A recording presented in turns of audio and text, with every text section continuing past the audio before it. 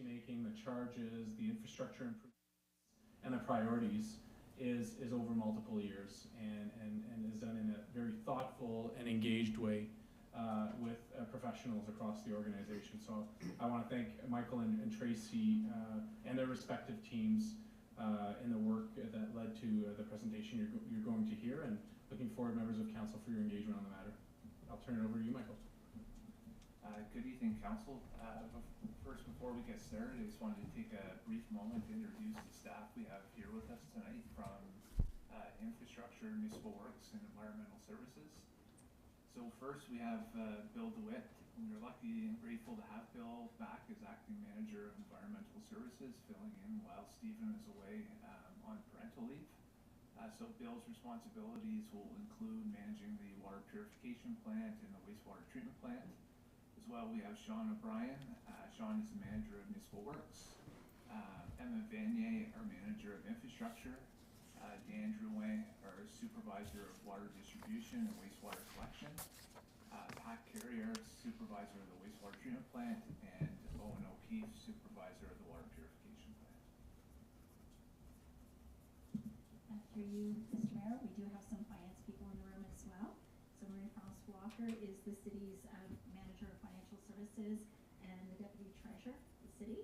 And François Sagna is the accounting and budget supervisor. They're backed up, of course, by a team in our financial services department. We would also like to inform council that as part of our preparation process, the water and wastewater budget was reviewed by the CAO and the senior team. So we thank them for their assistance as well.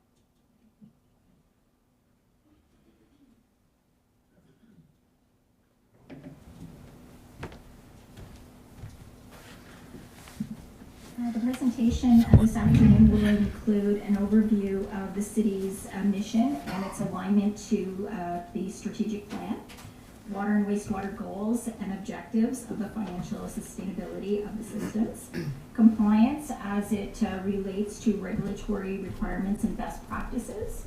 We will discuss the city's infrastructure and asset management practices for sustainable service delivery, water and wastewater accomplishments, our systems challenges, including a review of our asset report cards and the 2024 planned capital projects. We will review the water and wastewater works reserves and long-term borrowing, discuss sustainable financial planning and the 2024 operating and capital financial summary. We'll also look at where water and wastewater rates are for Cornwall in comparison with other municipalities and provide the 2024 budget financial summary. The mission statement's purpose is to communicate City Council's current key objectives that are to meet the needs of our community. Our mission for water and wastewater is that through long-term planning and preparation, the city continues to provide an uninterrupted, high-quality supply of water to residents, visitors, and businesses to our community, to collect and treat wastewater and return clean water back to the St. Lawrence River. And in the use of public funds, the city managed the service in a cost-efficient manner in order to maintain reasonable water and wastewater rates.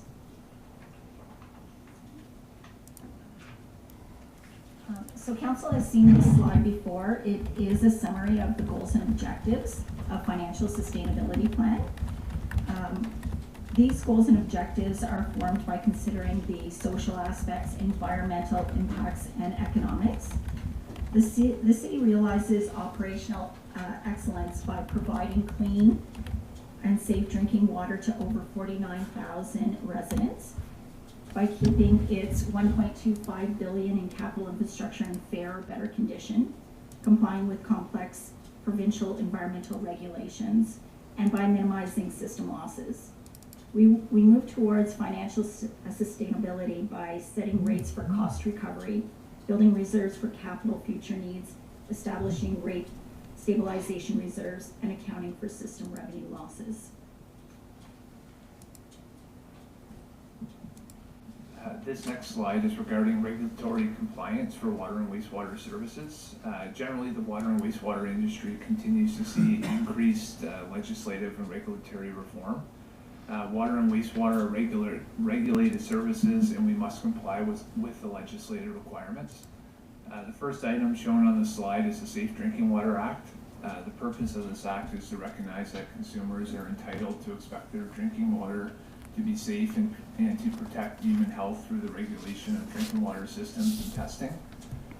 Under the Act, the MECP also provides a guide for municipal councils to help them understand their responsibilities and also provide information on how drinking water is safeguarded.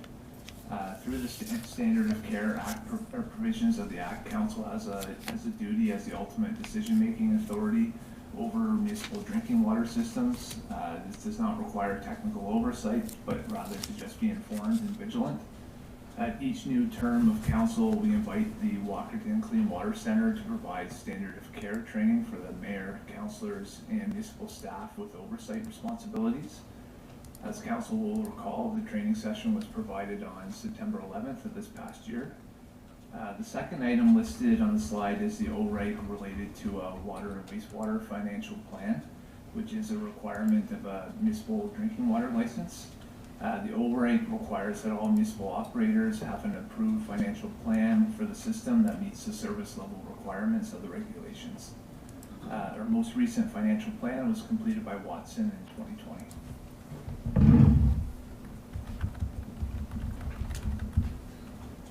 The objective of asset management is to maximize benefits, manage risk, and to provide satisfactory levels of service to the public in a sustainable manner. The city recently completed an AMP update for core infrastructure, which was presented to council at the end of 2022. As part of the 2022 AMP, our water distribution network, which consists of 272 kilometers of water mains, was determined to have a replacement value of $346 million and a backlog of $59 million or 52 kilometers. The sewer collection network consists of 416 kilometers of sewer pipes and has a replacement value of $638 million and a backlog of $23 million or 13 kilometers of sewer pipes. Our buildings and process equipment, which includes our water and wastewater treatment plants, has an estimated replacement value of $266 million and a backlog of $1.4 million. The city is currently in the process of updating our AMPs for both the water and wastewater treatment plants as part of the city's corporate asset management plan update that we are undergoing at the present time, which is required by the ORIGHT, which Tracy will describe on the next slide. So in 2017, the province passed legislation through the Ontario Regulation 588-17, Asset Management Planning for Municipalities. The goal of the regulation is to help the way municipalities plan for their infrastructure based on the current and future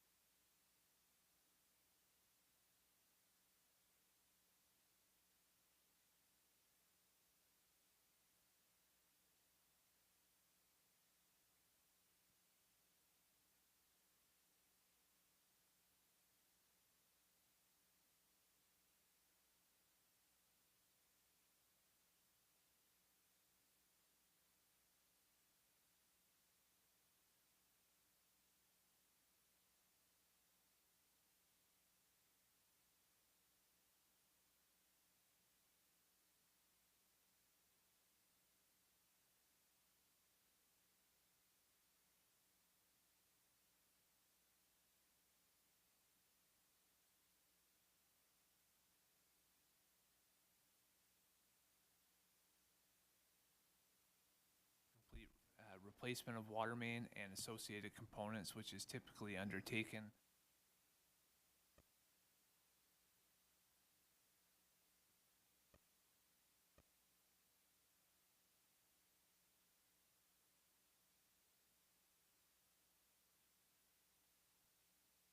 over road, one on Walrich Avenue.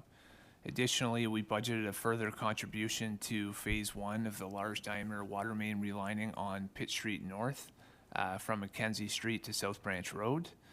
We will also be completing a couple water main replacement projects, which are components of coordinated full road reconstruction projects, one on Bedford Street and one on Bergen Avenue. Additionally, further funding is being allocated to coordinated projects initially proposed in 2023, which is Guy Street from Easton to Walton and Lawrence Avenue from Montreal Road to 2nd Street. Our next project is our water system growth projects, where we extend new water main to connect two existing water mains in order to what we call loop the network. In order to provide a reliable and redundant system, all major water mains are required to be looped such that water can be supplied from two separate directions. Network looping increases the flow rate and also ensures a reliable system in the event of a break, as water can be fed from another direction, which minimizes the amount of customers without water during a break. It is also beneficial for fire protection as it provides a greater overall supply and pressure to residents. This year, we're proposing a further contribution to the new water main on Dunkirk Street from Christie Avenue to the existing water main at 12th Street. The proposed project will proceed in 2024. The next capital project is the rehabilitation of the raw water intake valves. As we discussed earlier, the raw water is conveyed by gravity to the purification plant for treatment via a 3.7 kilometer long reinforced concrete supply main. Along this transmission main are several large valve chambers, drain chambers, and access manholes. In 2022, the city engaged a consultant to perform a condition assessment of the valve chambers associated with the single raw water intake. The study concluded with recommendations for rehabilitation of the valves and the associated chambers. The bulk of the proposed remediation recommendations revolve around refurbishment of the main 48-inch valve located just east of the dam and the 36-inch isolation valve just downstream of the main isolation valve. This project would include the procurement of a specialized refurbishment company that would reinstate the valves and the chamber components. The next capital project is rehabilitation work to the city's elevated storage tank. Drinking water pumped from the purification plant enters the distribution system and flows to the storage tank located on Tollgate Road. The elevated storage tank is comprised of a 15.5 meter tall steel bell with the capacity to hold 4.5 million liters of treated water. In 2022, a condition assessment was completed of the elevated storage tank. Recommendations for improvements to the internal ladder and platform system, safety components, the aircraft warning system, as well as repairs to the interior and exterior coatings were recommended. This project would include procuring a specialized general contractor to complete the recommendations as stated on the slide above.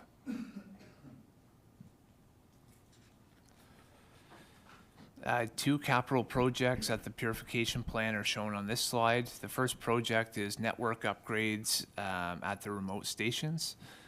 The three remote stations are the elevated storage tank, the Boundary Road Reservoir, and the Zebra Mussel Control Facility. Continuous communication between all sites for process control and reporting requirements to the main SCADA system located at the purification plant is critical.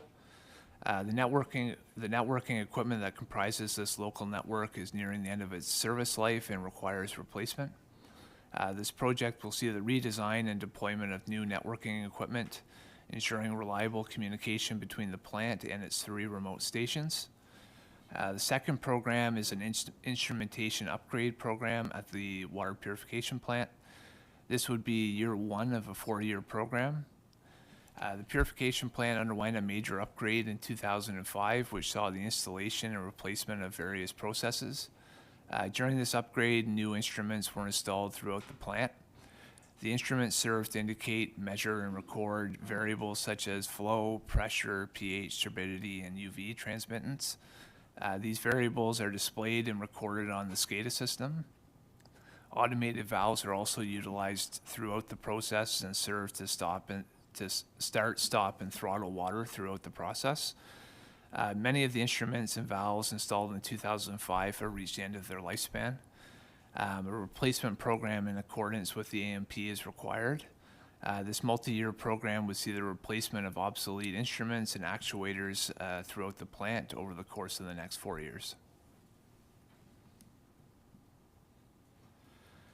Our next project at the purification plant is the rehabilitation of the high lift pumps. The high lift pumps supply water to the distribution system, ensuring there is suitable flow and pressure for adequate supply of water to residents, businesses, and essential services. All the pumps are regularly inspected by staff and deficiencies are noted and repaired. This capital project would fund the replacement of pump components to address identified deficiencies such as pump impellers, bearings, seals, electric motors, etc. This capital funding would be allocated to a multi-year pump rehabilitation plan that would serve to purchase and install high-value pump parts as required until each high-lift pump is replaced in the future, as shown in our 10-year capital plan.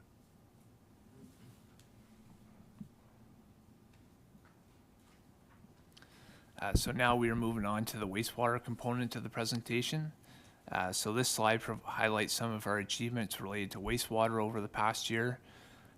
Wastewater treatment plant staff continue to optimize the operation of the enhanced secondary and tertiary treatment processes at the plant. The MEP approval process is underway for the re-rating of the wastewater treatment plant from 55,000 cubic meters per day to 65,000 cubic meters per day, which will allow us to accommodate the continued growth of the city. We continue to complete numerous sewer separation projects, which reduces flows in the sewer system and ultimately to the plant, as well as minimizes the frequency of CSO events. As mentioned earlier, the asset management plan for core infrastructure was completed. Additionally, similar to the water purification plant, the wastewater treatment plant will also be undergoing an update to their asset management plan.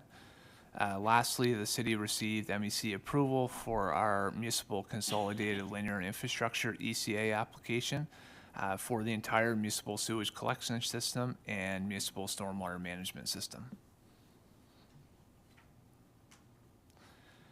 So this slide highlights some of the challenges we've experienced over the past year. So sewer lateral repairs remain an issue. The Municipal Works Department has completed 54 sewer lateral repairs to date. Fats, oils, grease, and flushables continue to cause issues for the sewer network as well as the wastewater treatment plant, resulting in emergency flushing and maintenance activities. Climate change continues to pose a risk to both of our sewer networks and the wastewater treatment plant, as well as increasing the risk associated with flooding due to higher frequency and higher intensity storm events. Inflow and infiltration in the sewer system continues to be a challenge. The need to separate combined sewers is a challenge due to the associated cost implications and the amount of work required to achieve full separation. And similar to water, maintaining financial sustainability while continuing to manage and address aging infrastructure remains a challenge, especially considering the continued escalation of construction costs.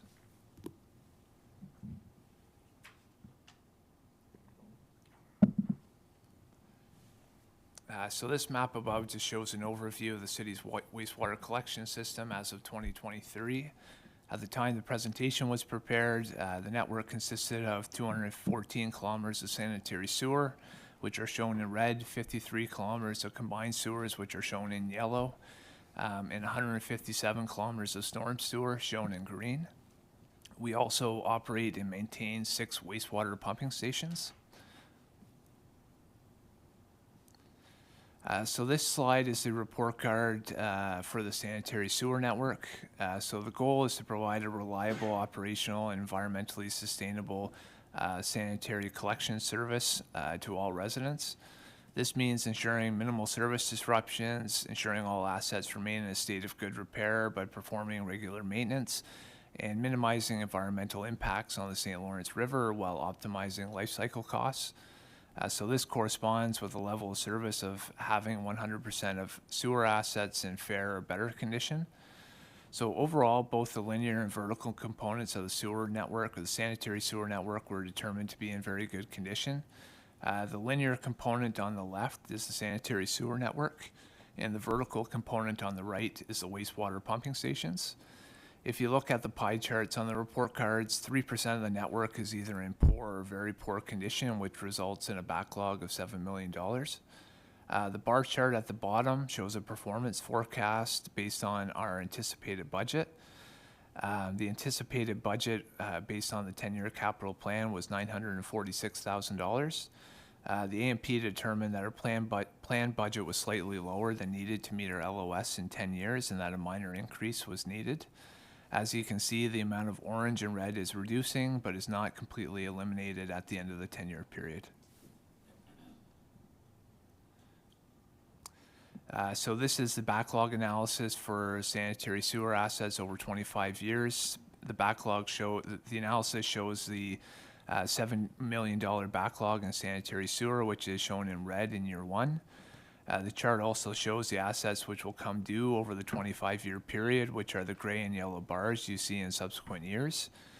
Basically, the chart is intended to demonstrate our infrastructure renewal needs over 25 years, including our backlog and work coming due in future years.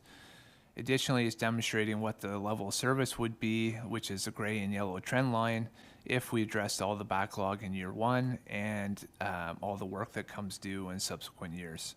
As you can see, our LOS would remain high and relatively consistent over time. So this is a budget analysis of what annual funding is needed in order to meet our LOS targets in 10 years. Again, eliminate all poor and very poor assets. The results of the analysis indicate that the city's planned budget over the next 10 years is slightly lower than needed, and that we would need a minor increase to $1 million to meet our level of service targets. So this is the combined sewer report card. The city is generally working towards eliminating all combined sewers over time as they present risks not present in a separated system. The main risks include increased chance of flooding during heavy rain events, as well as CSOs, which cause excess stormwater and sanitary flows to be discharged into the river. As shown on the report card, the combined sewer network was determined to be in good structural condition on average. If you look at the pie chart, 7% of the network is either in poor or very poor condition, which results in a backlog of $14 million. The bar chart at the bottom is the performance forecast based on the anticipated budget. Our anticipated budget for combined sewer separation was $1.5 million. The AMP determined that the budget of $1.5 million would be needed to meet our LOS target over the next 10 years, which meant that we were currently meeting our budget was currently meeting our LOS targets. So this is the backlog analysis. It shows a 4.5 kilometer, $14 million backlog in combined sewer shown in red. The gray bars are the assets coming due. Basically, the chart demonstrates our infrastructural renewal needs over the next 25 years in relation to combined sewers. Additionally, it shows what would occur to our level of service if we address the entire backlog in year one, as well as what comes due in each subsequent year. As you can see, the LOS remains relatively consistent and above our target, but does slightly decrease over time. So this chart is our budget analysis of what annual funding is needed to meet our targets at the end of the 10-year period, which is to keep the combined sewer system in the same condition over the next 10 years while we continue to separate sewers as part of full road reconstruction projects. The results of the analysis indicate that based on the current anticipated budget forecast, the city was projected to achieve full separation of the system within a 56-year period. The annual cost would increase drastically if the time required to meet these targets is accelerated to either 10 or 25 years. The recommendations of the A&P was that the city should continue with its current planned spending of $1.5 million to separate combined sewers, which will allow the city to continue to separate combined sewers as part of our corridor reconstruction program. So this is the last report card, so it's for our storm sewer network. Again, same level of service, wanting to have 100% of assets in fair or better condition. The storm sewer network, being relatively new, was determined to be in very good overall condition. If you look at the pie chart, only 1% of the network is either in poor or very poor condition, with a backlog of just over $1 million. The bar chart on the bottom shows the performance forecast based on our anticipated budget. Our anticipated budget for storm sewer replacement was $250,000. As you can see, our planned budget would not meet our target and an increase would be needed. The analysis determined that a budget of $416,000 would be needed to meet our LOS target over the next 10 years.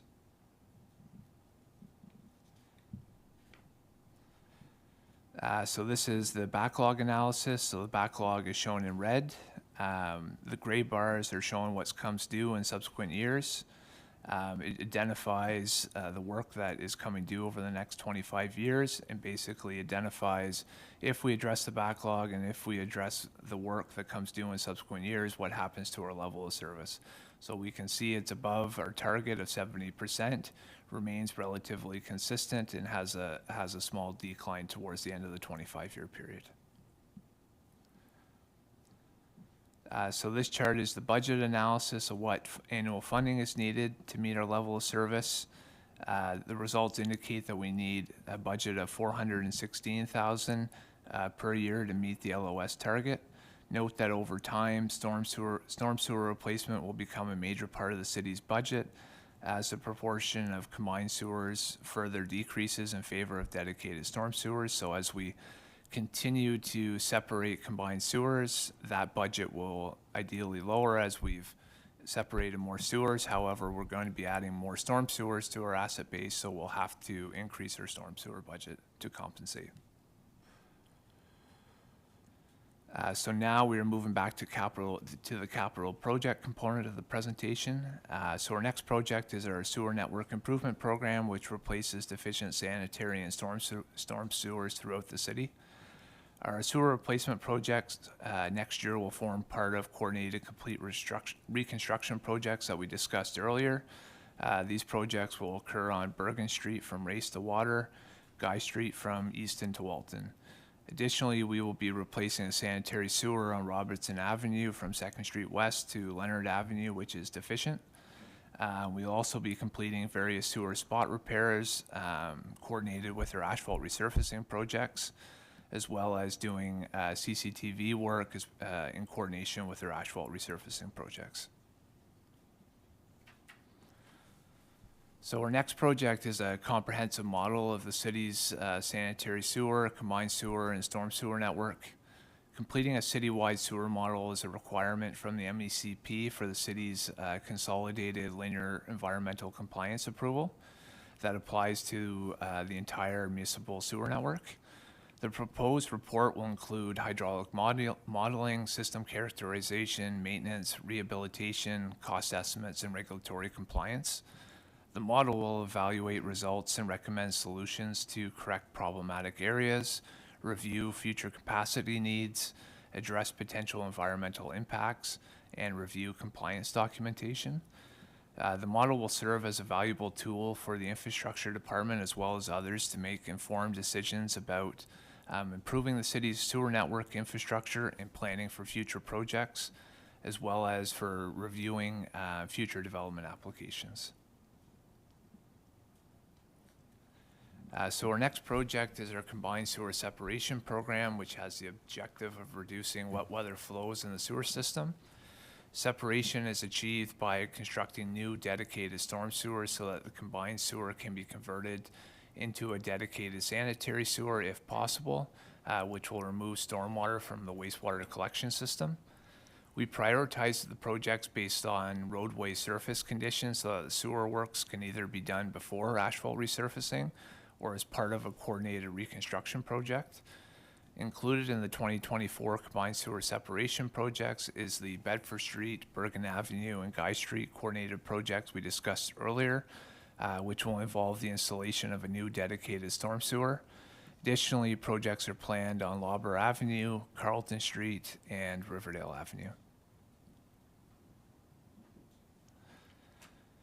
So our next two capital projects are located at the wastewater treatment plant. The first project is to complete the rehabilitation of two anaerobic digesters. The two digesters are critical to the treatment process and are original to the facility, having been in service since 1965. The digesters are internally lined with a coal tar epoxy coating. This coating, along with other digester process components, have reached the end of their useful life. We originally budgeted $1.1 million in 2023 to reline Digester 1 and intended to budget for the relining of Digester 2 in 2024.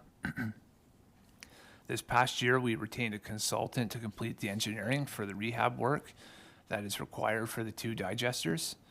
As part of their scope, a full code compliance review of the entire system was completed, including the methane gas train, which is downstream of the digester process.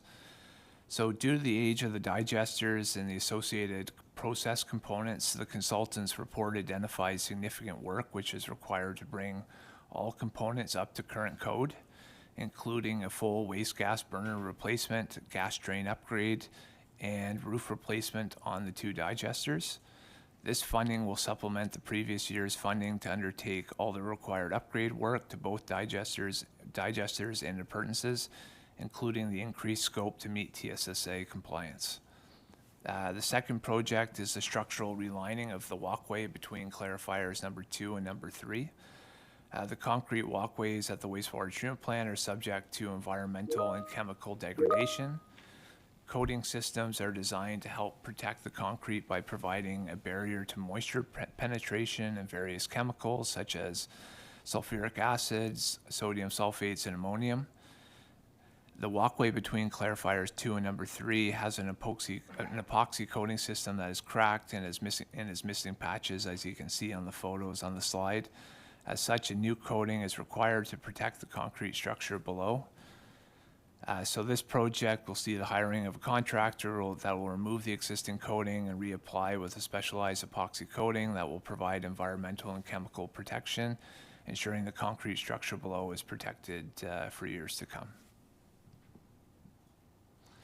So our next two capital projects are joint infrastructure projects, which are the complete reconstruction of sewer, water, and road infrastructure, which are funded from both water and sewer billings. The projects that are selected require underground infrastructure upgrades such as sewer separation, water main replacement, etc. Since the road must be reinstated as part of the underground work, candidates where the road is in poor condition are good joint infrastructure projects in order to maximize the life of the roadway. In 2024, the proposed reconstruction of Victoria Avenue from Marlborough Street to First Street is recommended as a joint infrastructure project. As the underground infrastructure has reached the end of its service life and is in poor condition, the water main was constructed in 1925 and is in need of replacement. The street is currently serviced with combined sewers, which require separation through the installation of new dedicated storm and sanitary sewers. In addition, the road corridor has a pavement condition rating of 45 or poor and requires replacement, as well as has deficient sidewalks.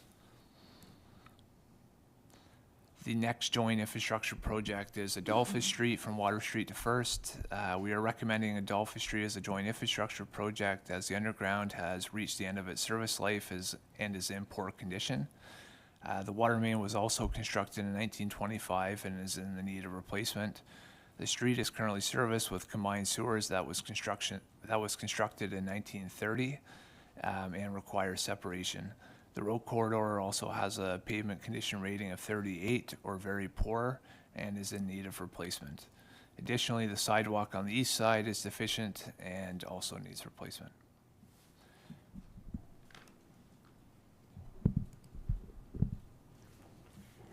This slide outlines capital funding for both water and wastewater services and includes, for comparison, the budget years for 2021 through 2023. the 2024 budget submission and the plan for 25 and 2027.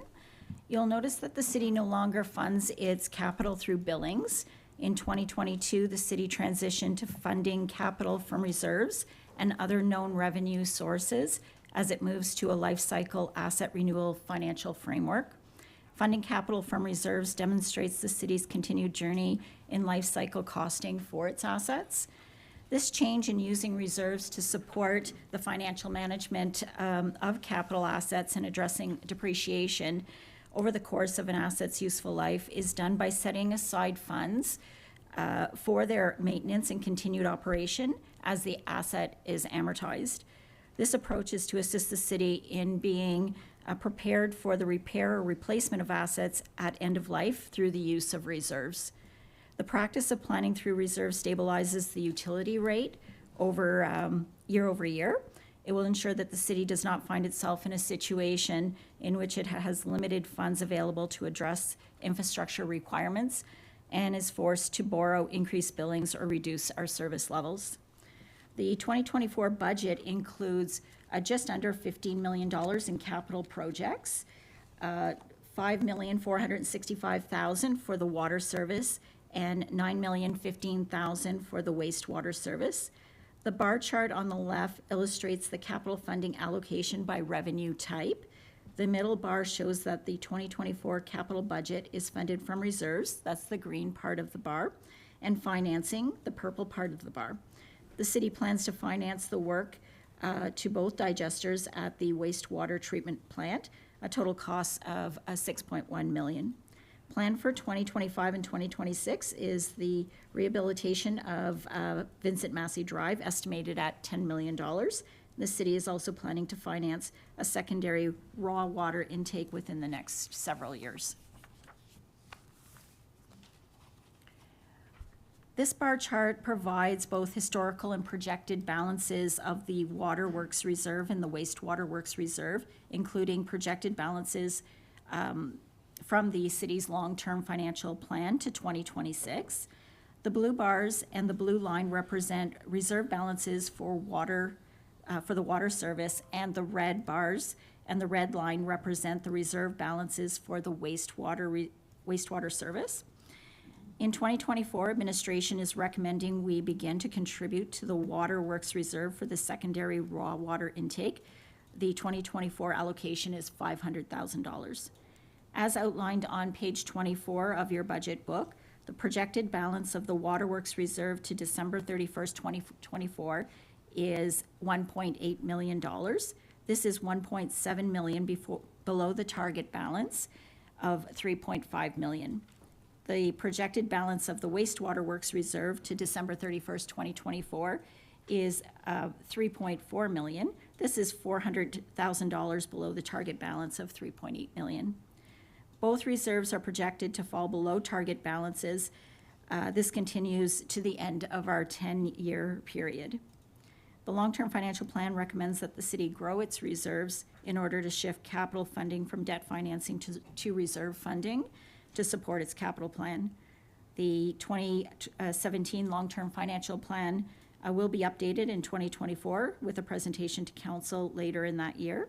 And the city will continue to work through its long-term financial planning to ensure that there are adequate reserves to support both services. This chart illustrates long-term debt for water and wastewater based on the city's long-term borrowing plan for capital projects. The outstanding debt at the beginning of 2024's fiscal year is estimated at $20.2 million.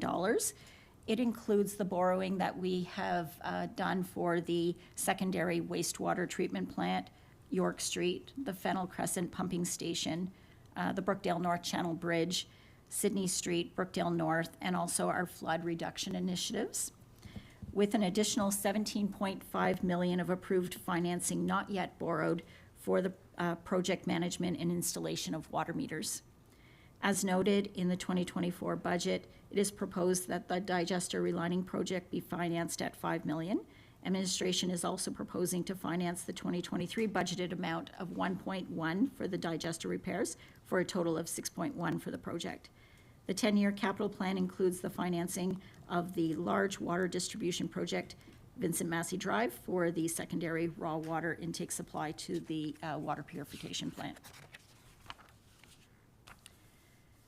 This slide is another slide that we've presented to council during previous budget years.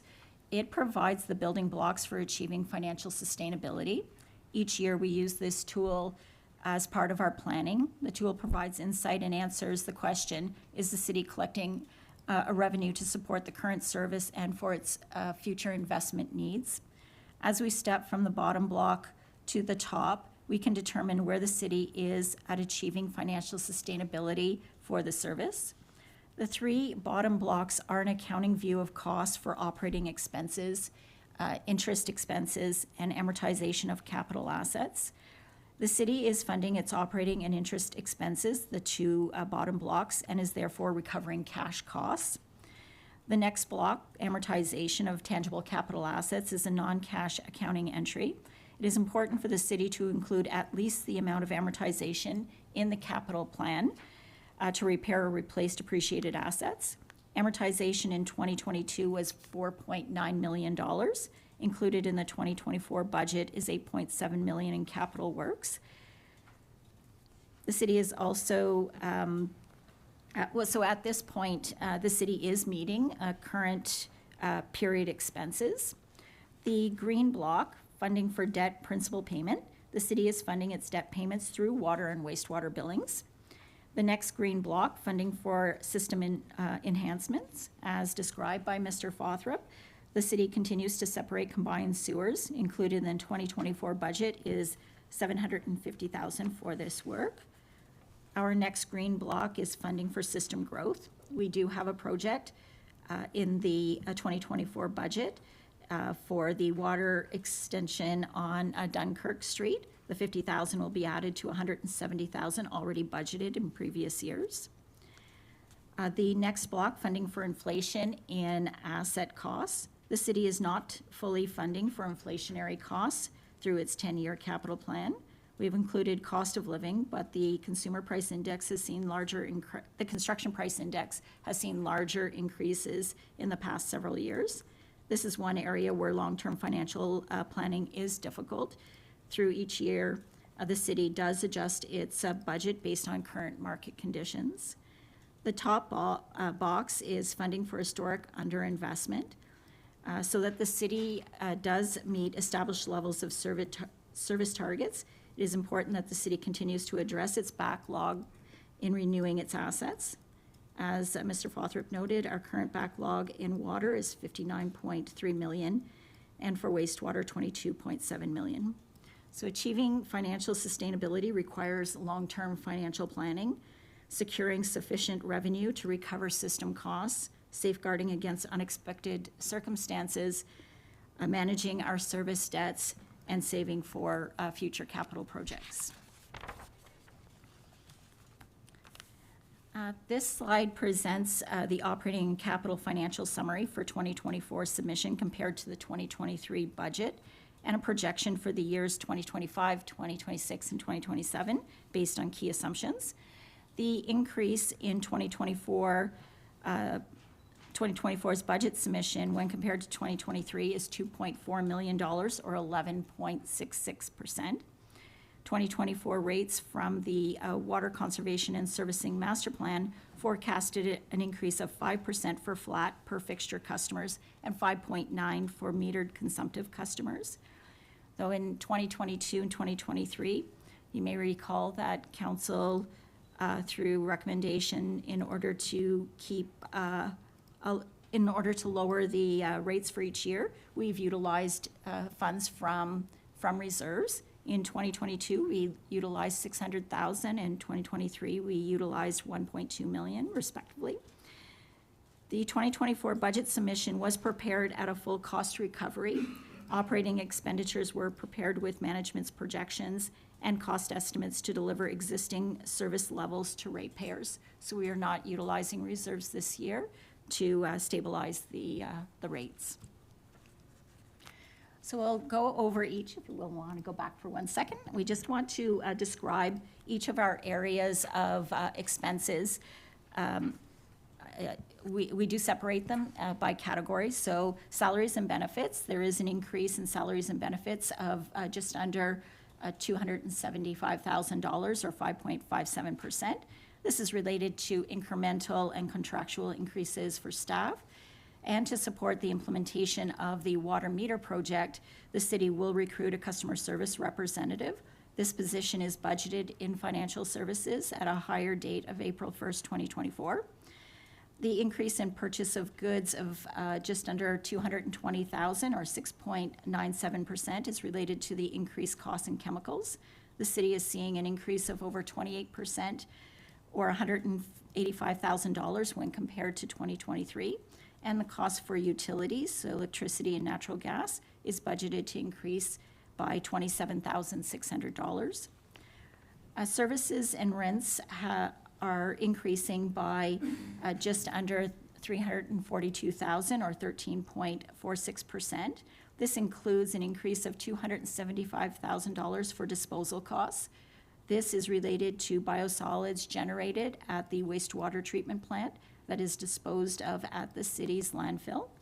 The budget also includes $17,000 for training necessary for TSSA compliance and an additional $14,800 for Ministry of Environment, Conservation and Park renewals. There is a decrease in financial of $12,492 or 3.88%. The 2024 budget for the toilet rebate and residential home water audits program was decreased from a budget of $50,000 to a budget of $25,000.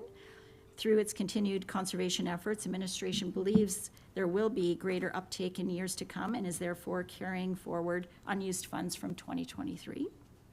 Contribution to reserves. The increase in contributions to reserves of just over $592,000 or 9.02% is related to the contribution to the Waterworks Reserve in the amount of $500,000.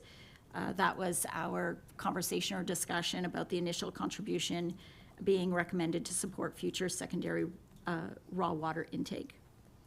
As noted, it is forecasted that the city will have less funds in its water and wastewater reserves at the end of 2024 and through its 10-year planning period.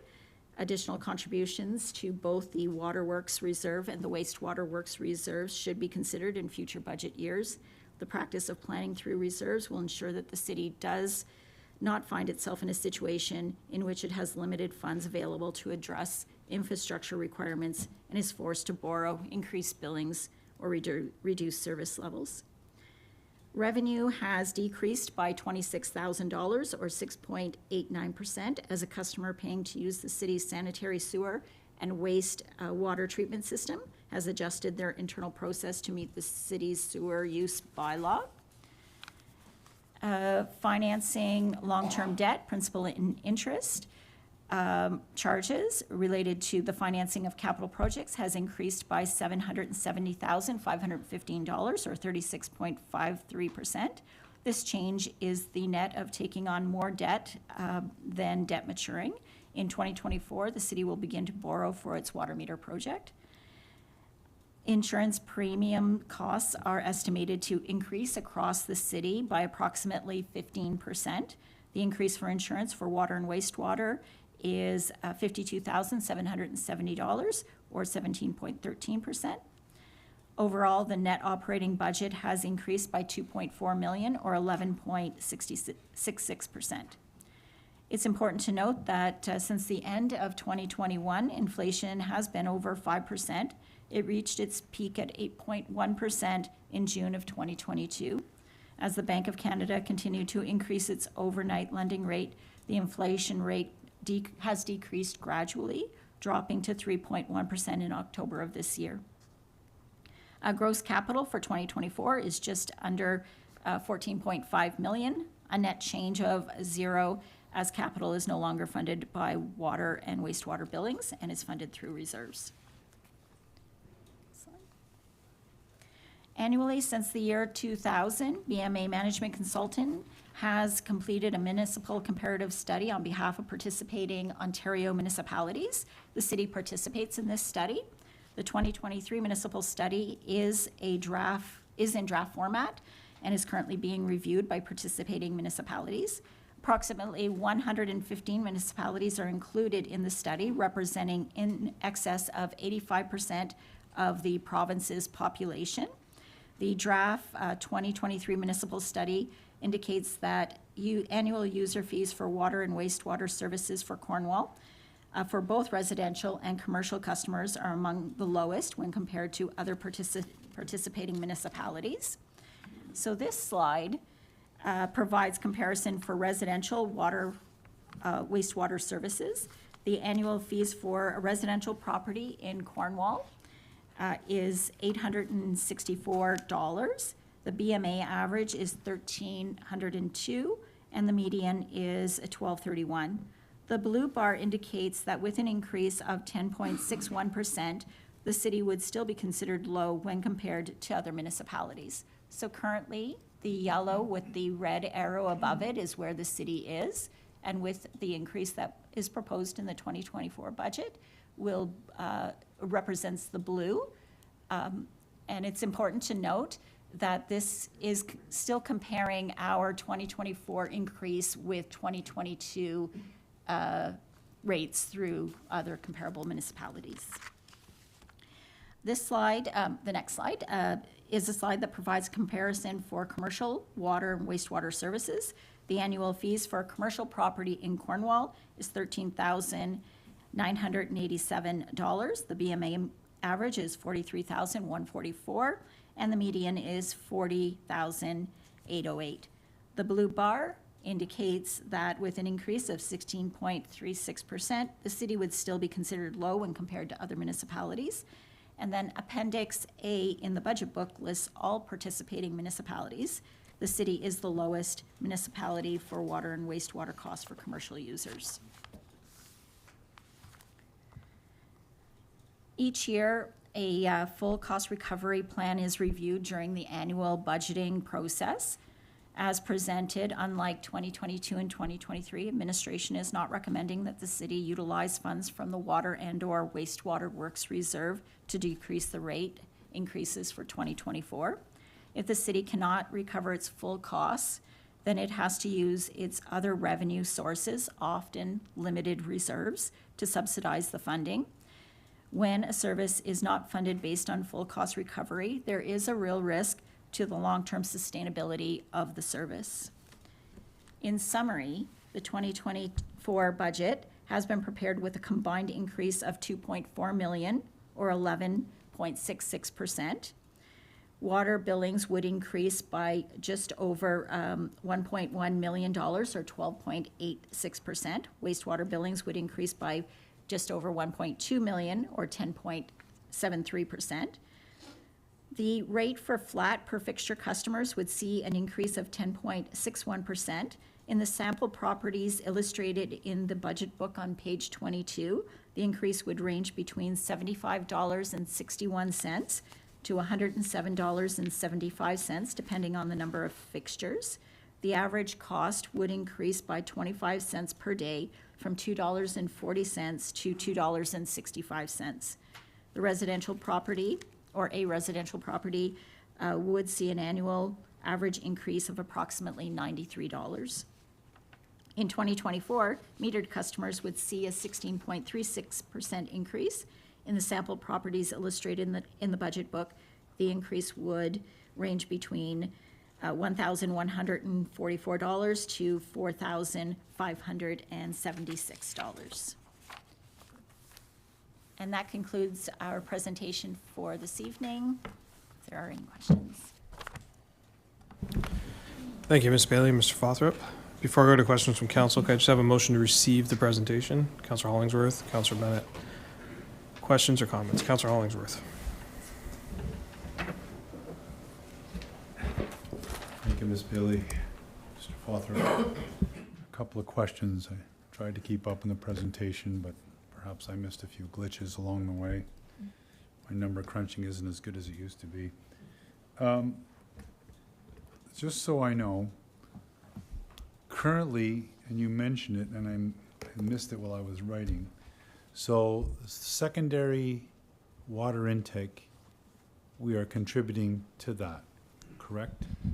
Through you, Mr. Mayor, as part of this budget, as part of the proposed budget, we are planning on starting a reserve for the design and construction of the secondary raw water intake. So contributing $500,000 to a reserve plan to incrementally increase, similar to the landfill post-closure reserve, and ideally we get it to a point where we're matching our reserve contributions to the ultimate debt repayment of the municipal component of the project.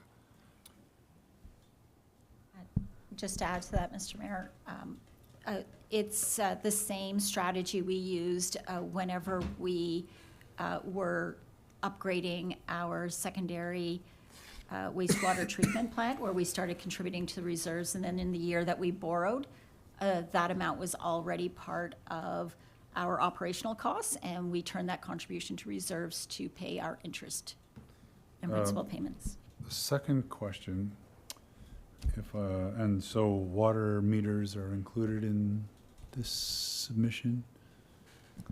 Through you, Mr. Mayor, they've been included in previous year's I budgets. thought so, I just wanted to make sure. And are there any other major water-related projects in the budget? I know you said it, and like I said, I was writing and I may have missed it. So Mr. Fothrop can speak to this, but in our long-term financial planning, we do have a project on Vincent Massey. Through you, Mr. Mayor, so we haven't included any, I guess, what I would call major projects over and above than the ones that we've discussed, other Yep. than our typical asset replacement Right. projects. There are future projects that we've identified on Vincent Massey Drive, as well as the second phase of Okay. Pitt Street, that are large. However, we are planning on trying to secure 2/3 funding from provincial and federal governments before we move ahead with proposing those projects. Phase 1 of the Pitt Street project was included in last year's budget with a small additional contribution in this year's water main relining budget. Currently, though, this waterworks budget does not have any funding for those projects moving, like, we have to, you're gonna wait till you put a proposal together, then we put the money in the bank, Through you, correct? Mr. Mayor, that's correct, save and accept a small contribution in water main relining to phase 1 of Pitt Street, which was included in last year's budget with federal government and provincial government funding. Okay, now, Ms. Bailey, if I might, $500,000 represents about 2% of this budget, correct? So if we said, let's take 500,000 out somewhere, that represents about 2%. And I think what I prefer is to put it on the screen, and you Sure. can Let's see what do happens. some numbers so I know what I'm talking Yeah. about here.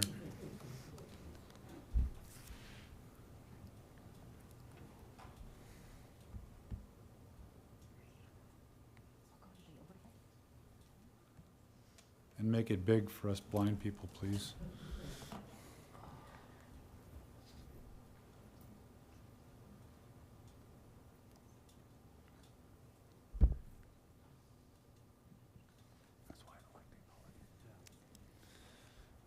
Okay, through you, Mr. Mayor, so this is a slide we put as an overhead to represent where we are currently in the 2024 budget. Yeah. So you can see water billings, wastewater billings, how the billings are increasing and what that means to our sample properties.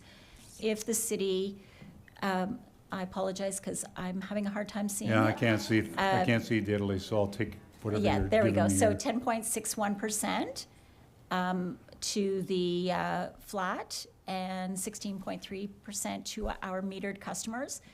Francois, if you would put minus 500,000, and that's our contribution to reserves Yeah, it's currently. just so I can get a reference, that's what I'm looking for. It would decrease that by down to 8.3% for our So metered. 2.5, And a bit. give or take. Okay.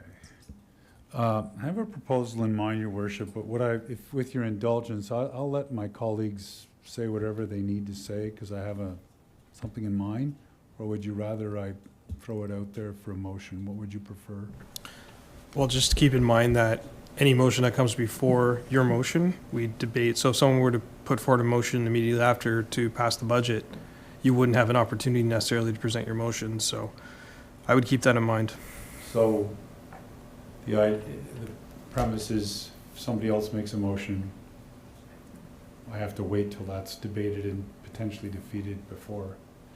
Well, then I'll make a motion, Your Worship, and so that I get my chance to throw this out there. I'd like to propose, Your Worship, that we not kick in the 500,000 to reserves this year and take an additional 500,000 out of the waterworks reserve to supplement the rate increase, with the condition that if we have any supplemental tax increase year, that money automatically go back into replenish that reserve and the money that administration is proposing. So give you the highlight. 500,000 we don't put in waterworks as our recommendation. Take an additional 500,000 out of reserve, and then kind of as part of an addendum, I guess, to that motion, that if there is any supplemental tax revenue, because typically we do, that $1 million out of that tax revenue go back into the reserves for waterworks. Everybody kind of get the gist of where I'm going with this? And I'll wait for a seconder, and then I'll debate it if I can get one. Councillor Sabrin, you're seconding? Okay. So if I might make some points here, Your Worship. If my Keynesian economics makes some sense, Maynard Keynes suggested that governments, when times are tough, borrow from themselves, and then when times get better, we pay ourselves back. Technically, we're looking at some significant number crunching, and I know our tax is looking at a significant increase as well. We talk about affordable housing and all of these other things that are kicking around, and so my point is our community is facing probably a pretty tough year, possibly even another tough year next year. 11%, I understand where it's going. We can't just keep bumming from our reserves, because I'll leave ourselves in dire straits later on. However, almost 12% is a pretty significant increase, especially for those businesses that are using a lot of water as part of how they operate. It's not just their taxing, property tax, but water is the double hit.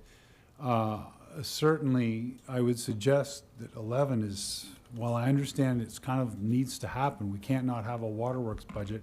I'm not prepared to sacrifice capital expenditures. I think we're cheating ourselves. What I'm suggesting is we're borrowing from ourselves, and if we get a supplemental tax increase, which every year I've been here we pay ourselves back.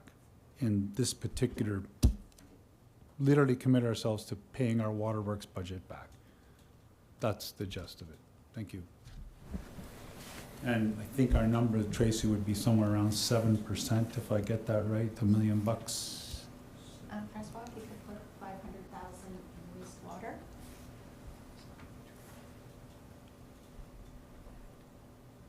Probably get us close to about 6 for.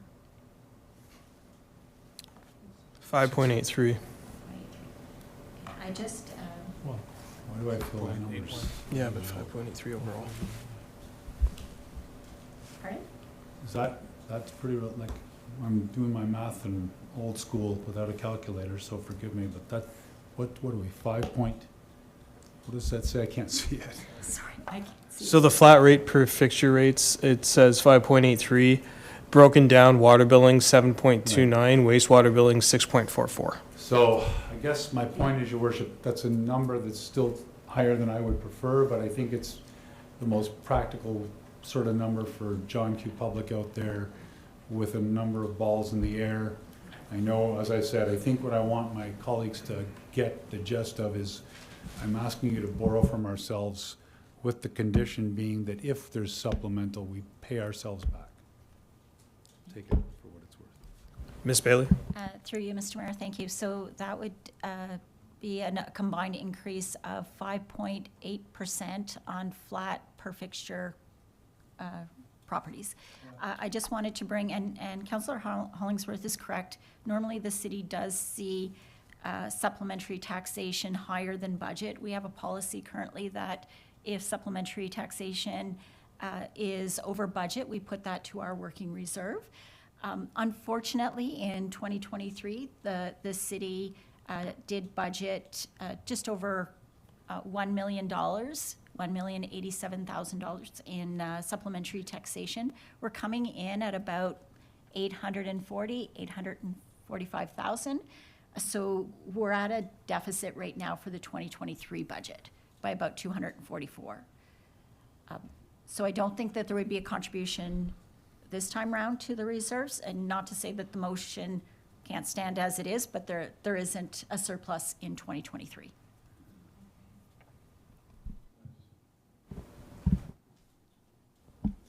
I guess, Your Worship, I'm looking at 2024. So 1.2 million bucks, we pay what we budgeted, and then I've seen $2 and $3 million in surplus sometimes. I realize there's a little bit of a gamble on this one. I know that there's no guarantee. It's supplemental, which means it may or may not be there. However, 3 years ago, we came in around 2.4 million. So, or thereabouts, I can't remember the exact number. So I guess I'm asking my colleagues to take a little bit of a risk on this one. It may come back to bite us, I get it, but I'm just trying to manage it for the public. You guys can do what you believe is right. Okay, I have Councillor Good, then Councillor Bennett. Thank you. Through you, Mr. Mayor. Thank you for the presentation, and I understand that we're debating Councillor Hollingsworth's motion, but thank you for coming back with a budget that was a full recovery budget. I do believe that it's important for us to have this perspective on what the true costs are for us to maintain it and operate this system. Now, in the various asset categories that were indicated, there was a target level of service, and for basically all of them, there was an increased required annual funding in order to reach that target level of service, correct? In this current budget that was presented, does this 2024 budget account for the increase necessary in order to achieve that level of service target? Through you, Mr. Mayor, not for all asset classes and not for most. Now, even with the water pushing it to the 25 years at the $6.1 million, this 2024 budget, you're saying that that does not bring us to our target level of service for that asset class? No. For our water? Through you, Mr. Mayor, no, it does not.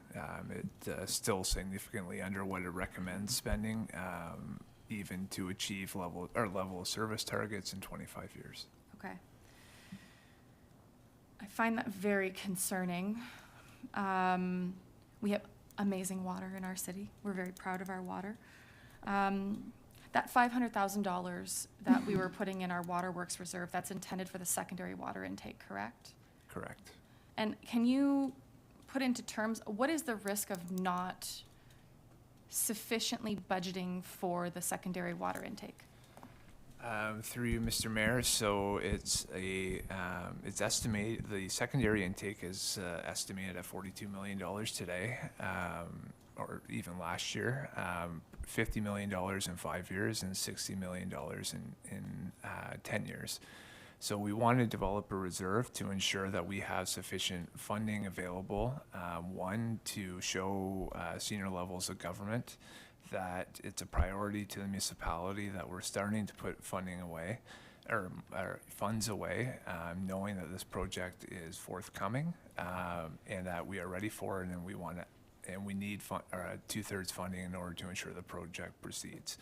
Without starting to put money away, it sometimes can demonstrate that the project's not a priority, and you're just asking for the federal and provincial governments to contribute money when you necessarily aren't prioritizing it. That's a risk. The other is the criticality of the infrastructure itself. If anything ever happened to that piece of infrastructure, we would be without water for at least a week. Most other municipalities are either lucky to be right adjacent to their water source, so a temporary solution can be much quicker, or is much quicker to implement, or they're lucky enough to have two intakes. And so if one were to fail, they have a redundant intake. Unfortunately for our city and how the city is developed, we've benefited from a gravity intake through the dam, which has been very beneficial over the last number of years. It's supplied water to the water purification plant basically almost free of charge, because you're not operating, you're not pumping. It basically just shows up at the water purification plant. The detriment of that is the source is very far away, and it is very costly to rehabilitate. And the ability to provide a secondary intake is quite challenging and quite expensive. And so there's a major risk associated with if anything ever happened with that intake. Thank you for providing that information. I think it's something that requires somber reflection about our duty and where we need to make hard decisions. It's not a light tax increase. As I was looking at the forecasted funding, I think it was 2025, 2026, 2027. I don't know if it's easy to pull that up. Madam, Clerk, sorry, you're not the one.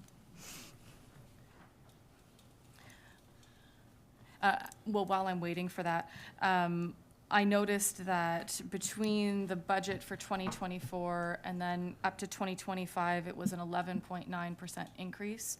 Then the following year, an additional 11.2% increase, and then the following year, an additional 10.5% increase, if my math is correct. Now, what would deferring this do to that number? And does that number take into account, again, some of these larger investments that we're going to have to make? Through you, Mr. Mayor. So when we put together the 2025, 2026, and 2027 plan or forecast, what we do is we take a look at the city's 10-year capital plan and how the city is going to fund those capital projects. So what we've found is going out, the city does not have the necessary monies and reserves for those projects, to fund the projects, and we're going to be going out to borrow. So you'll notice that in our forecast. Once we do have the $500,000 in the budget for the secondary raw water intake, it's included in its base, and it's only an increase to that amount that is recognized in future budgets. Perhaps $500,000 is too high for this budget year, and it can be something different, but it was to put a placeholder to recognize that we do need to start. And we need to understand that that does have to happen, and it has to happen not in 10 years when we're going to be doing that capital work. Thank you very much. We can kick the can down the road. I won't be supporting this motion. Thank you. Councillor Bennett. Thank you, Mr. Mayor, through you. I'm a little concerned about that we're considering this change proposed here as a gamble. I mean, if it pays off, then it's great for everybody, but if it doesn't, we could be in some dire straits here. We, over the last 2 years, decided to dip into reserves to offset the costs, the increase, to the tune of $1.8 million, and using the 500,000 equals 2% here. That's 6%. This budget's higher than it should have been had we not dipped into those reserves. So we were able to give our residents a break over the last 2 years, but it's costing us 6% basically right now to catch back up from that. If the gamble doesn't pay off, well, then it's going to be 8% next year. I can't support the deferral. It's the risk I don't think is worth it. And even with this increase, we are still the 5th lowest municipality in Ontario to get water residentially, and commercially we're the cheapest still. So it's hard to swallow, and believe me, as a property owner, I'm not happy about 10.6%. And as somebody that manages a business that uses a ton of water, I'm really not thrilled about the increase. But I also, realistically speaking, can look at this and not find anything in there that I would cut that wouldn't put our services at risk. And that's the problem. If we put this at risk to cut a couple of percent off and $20, $30 off the yearly bill, we could be talking millions down the road if we allow something to fail. So I just absolutely cannot support this particular motion. And I think we should all be considering that we have put 6% onto this budget just because we dipped into reserves over the last 2 years to cut everybody a break during the COVID years, which was understandable. I mean, it's something I think we should have done, and I would probably do it again. But I knew when we did it, this day was coming, and this day is here. And I think if we do it again, we're making next year's increase even worse. So I cannot support this motion. Councillor McDonald? Thank you, Mr. Mayor. I guess the first thing I'd like, is this, yeah, thank you. I guess the first thing I'd like to say is let's remind ourselves that this is not a tax that we're talking about here. This is a fee for service. And this is obviously meant to be a system that pays for itself. So with that in mind, looking at the BMA study, I think there were previous years, especially one when there was a lot of publicity about just how expensive we were as a city in which to live, where we could point to the BMA study and show how low we were and say, well, we're not doing so badly. But in a sense, when I hear about how the fact that we have to change our 10-year financial plan to a 25-year plan in order to achieve the level of service that we want to achieve, and I look at the sustainable financial planning, and the very top block refers to historic underinvestment. And I know there's this impulse that every time we're faced with setting limits or setting rates that we want to make it easier for people. But making it easier for people, the only way to do that is to give people less. And nobody wants less or lower quality of water or service in wastewater. So I don't support this motion.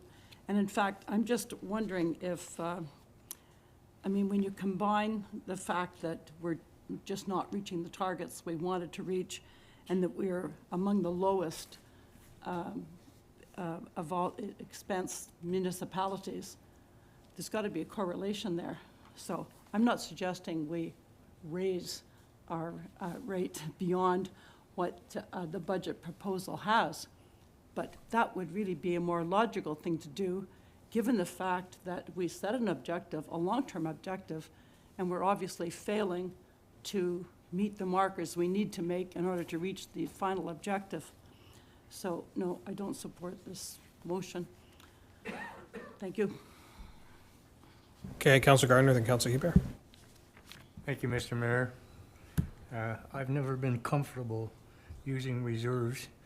The reserves that we've been putting away was to pay for future infrastructure problems. I wasn't comfortable before. I'm not comfortable now. I can't support this motion. And again, I'll repeat what everyone else seems to be saying. In the BMA report, we're in good shape here. And if I could ask our finance manager, if we pass this, where would that put us approximately in terms of the BMA report in 2024?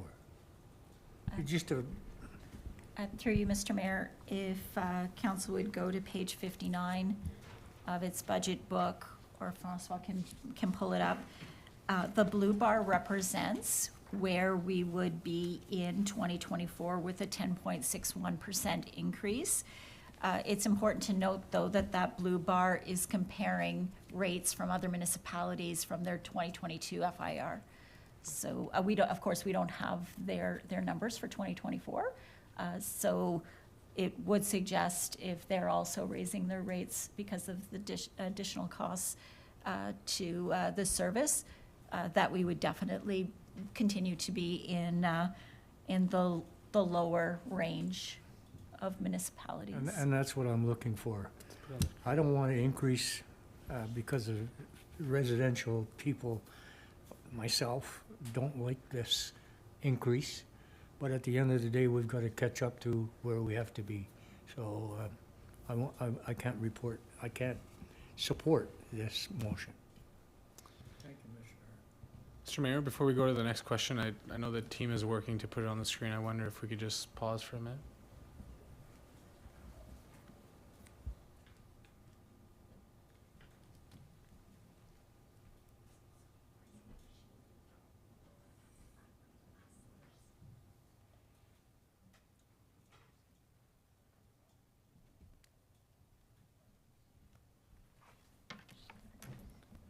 Tracy, did you want to maybe re-summarize what you were saying there for that item, for that question? Absolutely, through you, Mr. Mayor. I'll just wait till it comes up on screen so we can have the visual. So as presented, for residential water users, a 10.61% increase is represented by that blue bar. So currently, we're at the yellow bar with the red arrow. And so the blue bar is where we would be. But just to note that that's comparing us to municipalities' 2022 rates, their 2022 FIRs. Councillor Hebert. Thank you, Mr. Mayor. I'm just going to echo my support for what the past few colleagues of mine have expressed. I think moving towards, reducing our contribution to reserve is a risk. I think in the movers debate, they said this budget is a risk. I think doing this is the actual risk. This is critical infrastructure. We had a colleague around this table several years ago who used to like to say things were nice to have or need to have, and I didn't really love the way he would bring that up. But I guess in this context, this is absolutely a need to have. This is not something we need to be nickel and diming.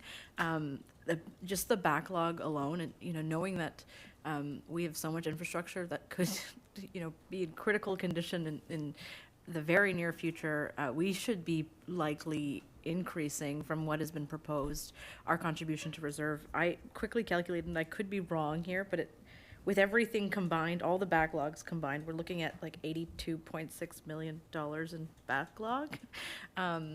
If we were to replace it tomorrow, that's not nothing. And knowing that that's going to take decades, that number is going to grow significantly because we know the cost of everything is increasing. So we need to do as much of what we can do now. I've said this before, we are elected to make the difficult decisions now, not to make easy ones and upset future councils, right? If we make these hard decisions now, future councils will be in better positions. So this is what we're here to do. We're here to bite off this large increase. This larger increase that still keeps us within a really reasonable rate. The increase itself is still fairly reasonable. I know it's difficult. Everyone is struggling right now, but we're in this position right now because of what we've done in previous years. It's time to play catch up and not kick the can down the road like has been mentioned. So I will not support this motion and would be glad to support a follow-up motion approving the recommendation from administration. Thank you. Okay, a bit of a speakers list. Councillor Gunjo is next. Mr. Mayor, thank you very much. Thank you very much for your presentation. We are discussing here the motion of my colleague, so I'm going to come back. I have a few questions for you later. But I have a question that I would like to ask to you, Mrs. Bailey. Financially speaking, we have scenario 1 that you proposed, administration proposed, and scenario 2 that Councillor Hollingsworth is proposing now. Financially speaking, which one is more acceptable for you? Through you, Mr. Mayor, in reviewing the service and understanding its requirements, I think both Mr. Fothrop and I would say scenario 1 is what's needed. In 2022, we increased the residential rate at 1.92%. In 2023, we increased it by 2.99%. So per the discussion around the table, why we're seeing the 10.61% 6.1% is because we didn't have a full cost recovery in those years. So I think if the city, the best move for the city would be to approve the budget the way that it is presented. Of course, we're at the discretion of council. We're just giving you the information in order to make that informed decision. Thank you very much, Mrs. Bailey, for your answer. Through you, Mr. Mayor. Another question. Tell me, please, if I'm wrong, but if we go through scenario 2, and then we cannot refill the money that we took, our residents are going to pay more. Am I right or wrong? Through you, Mr. Mayor, we can only continue to utilize reserves for subsidizing the rate for so long. And we did that in 22 and 23.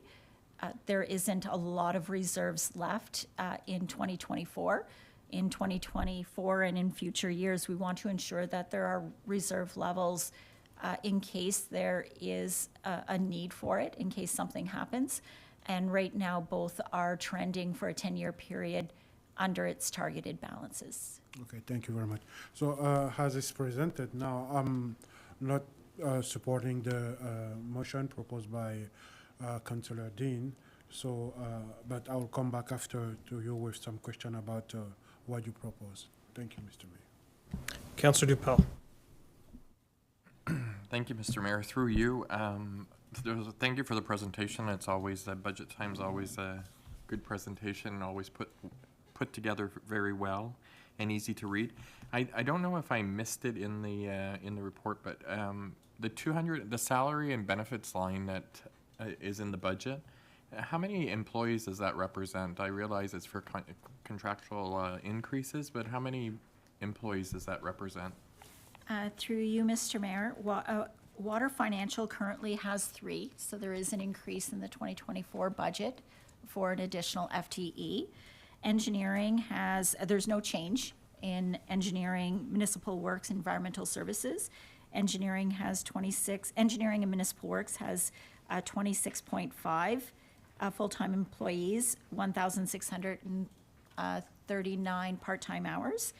And environmental services has 22 full-time employees. That can be found on page 28 of your budget book. All right, thank you. Councillor Sabri.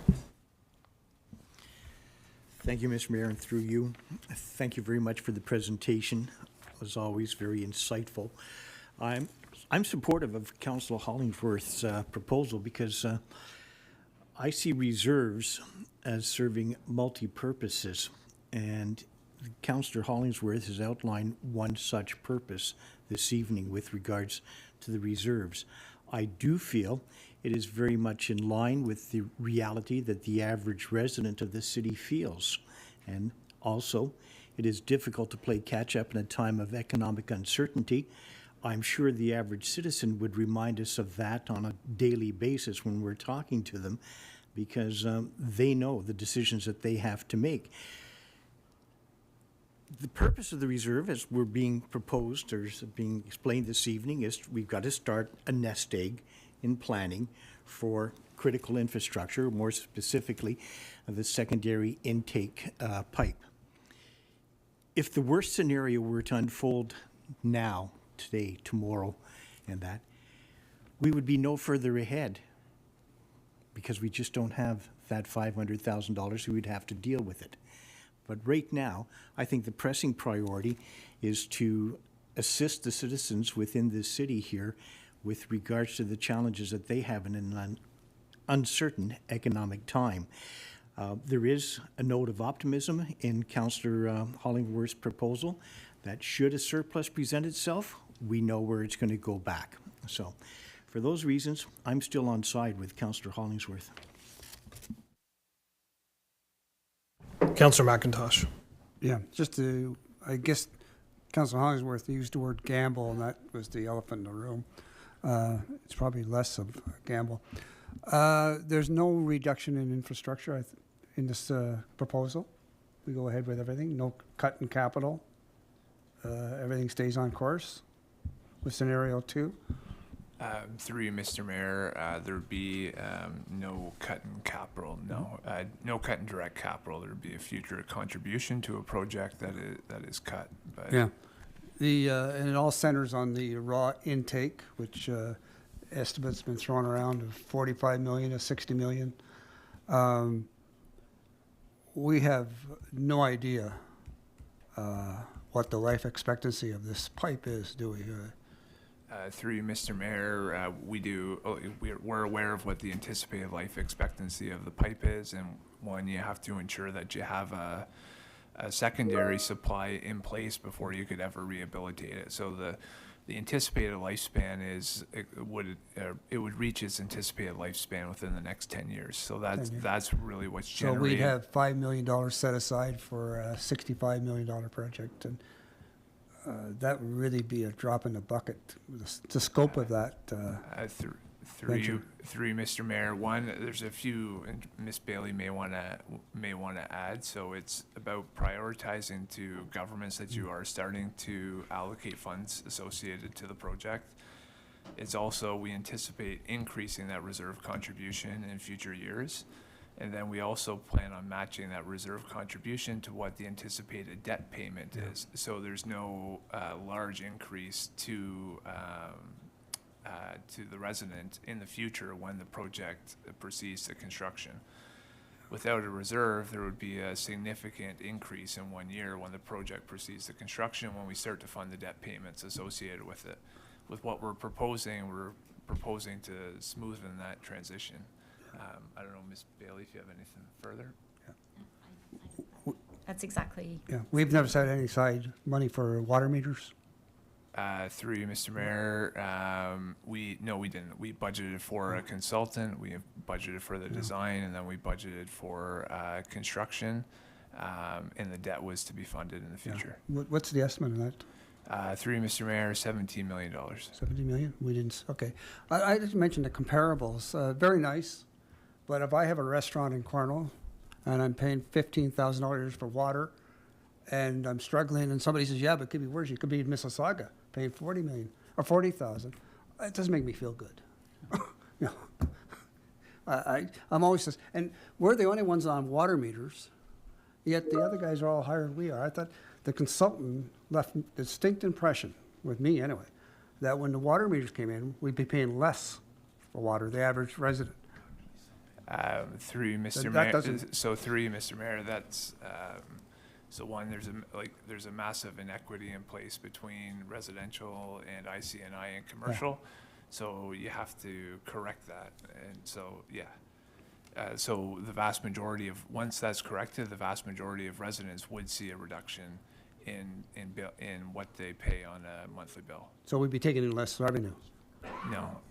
Somebody's losers and winners. Through you, Mr. Mayor, once the inequity is removed over time, it would be picked up by high volume IC&I users. Okay. Okay, Michael, thanks. Tracy.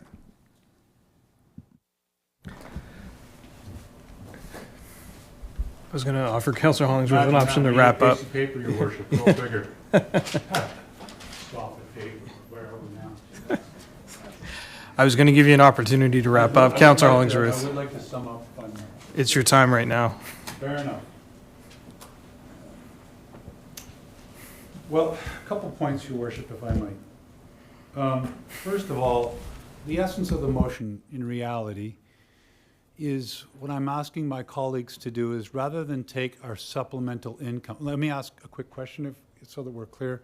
Ms. Bailey, have we had a supplemental tax revenue in almost every year that you've been an administrator with the corporation?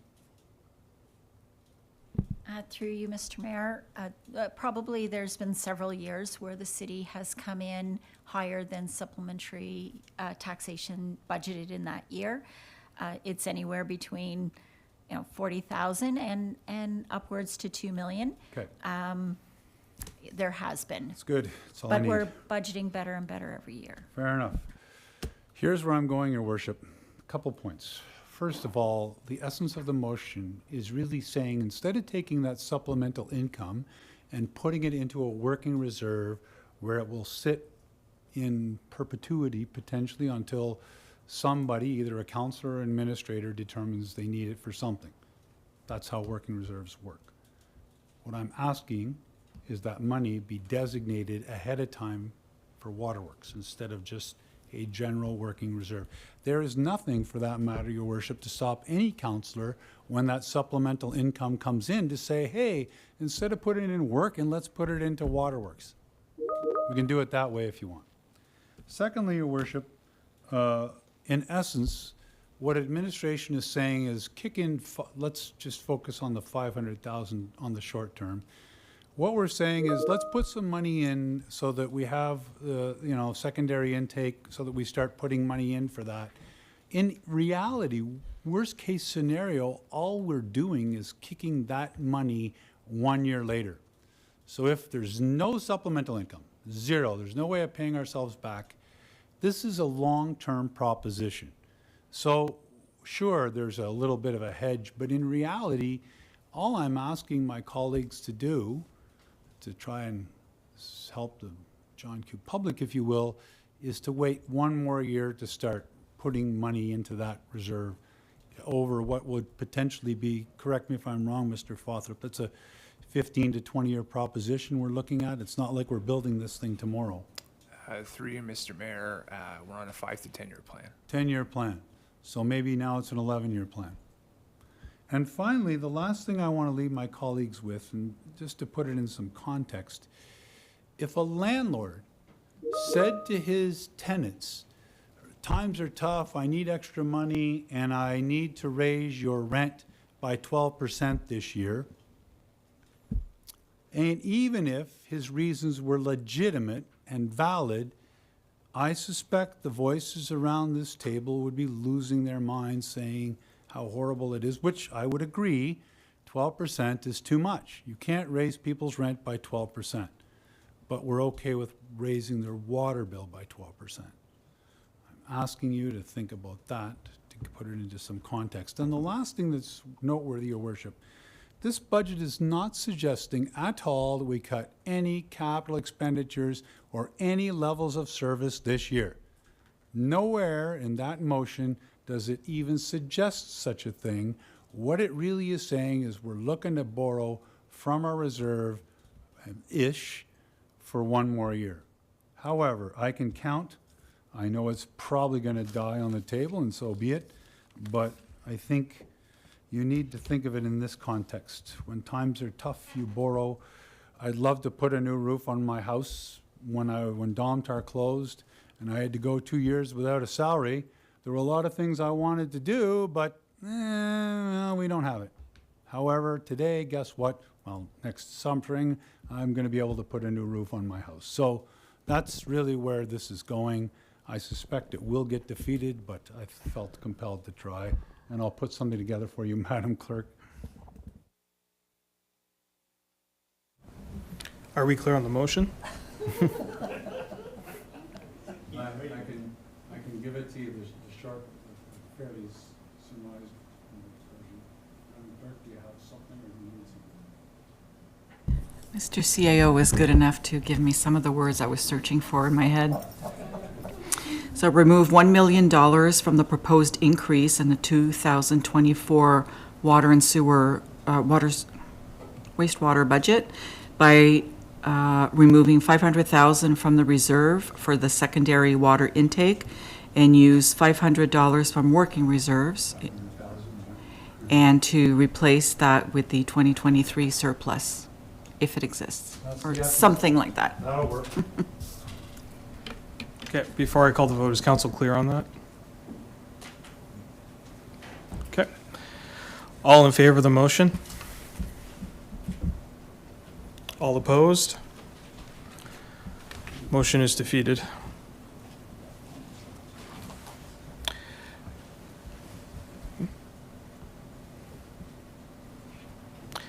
Before I move on to further motions, I just want to get a motion on the table. Like, we had a motion on the table to receive the presentation. We didn't vote on that motion, so if we could just get that out of the way, please. All in favor of receiving the presentation? It's carried. Thank you.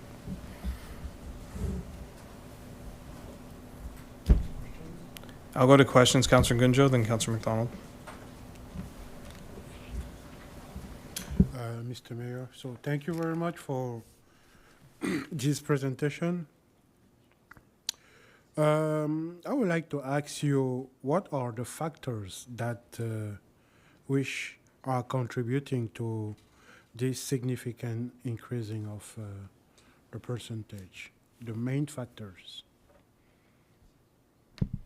Through you, Mr. Mayor, I believe that the main factors contributing to the 10.61% in this budget is because we subsidized the budget in the 2 previous years. If we didn't have the 1.92%, the 2.99%, we had a 5, 5, and 5, it would have been a more stable budget year in 2024. So if I understand, this is due to the fact that last year or year before, adequate decisions were not taken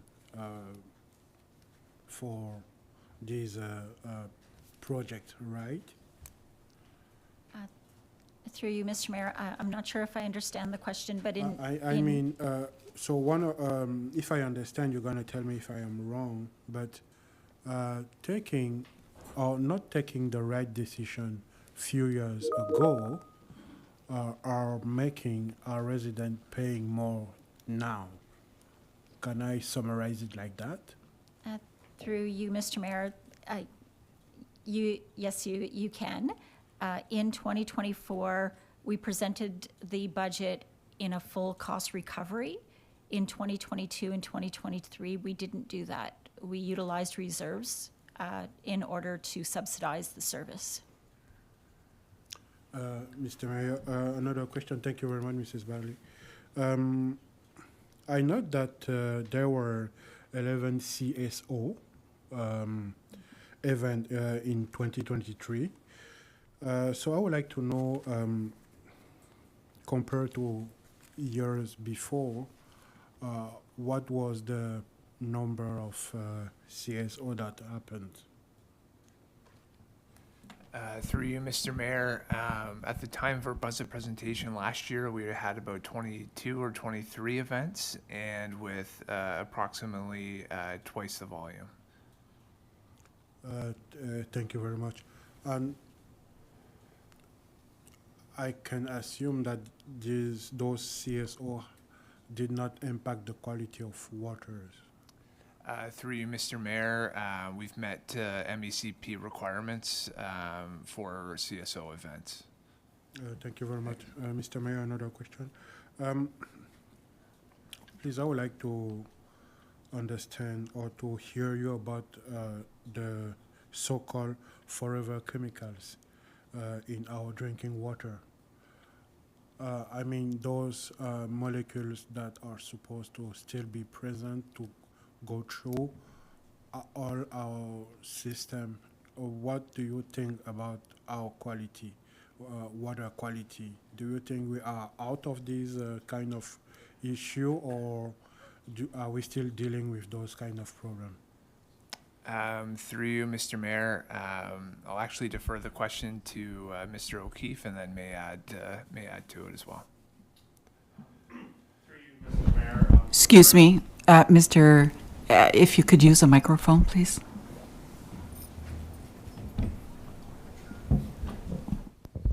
Through you, Mr. Mayor, we currently meet all MECP requirements for all chemicals, so that's pesticides, organics, and such. There are new requirements potentially down the road. Again, chemicals are being evaluated, and we will monitor those as it be, but a lot of those chemicals you speak of are still in the research stage. So there are not Ontario regulated requirements for some of those chemicals yet, as there's still limits are still being determined. Thank you very much, Mr. Mayor. I would like to ask you, please, are you in charge of are we in charge of analysis, or the analyses are make outside? Through you, Mr. Mayor, so for a majority of those chemicals you speak of, we simply take the samples and send them to accredited labs to sample, and they have their regulations to be able to monitor and analyze those samples. Thank you very much. Mr. Mayor, a last question. It's about water, not water. The plan that we use to treat wastewater. If I understand, you're going to tell me if I'm wrong. These plant produce methane, right? Do we have any study of the amount of methane that is produced per year? If yes, how is used this methane? Is it only burn or convert into electricity? If it is, yes, that is the first question that I have.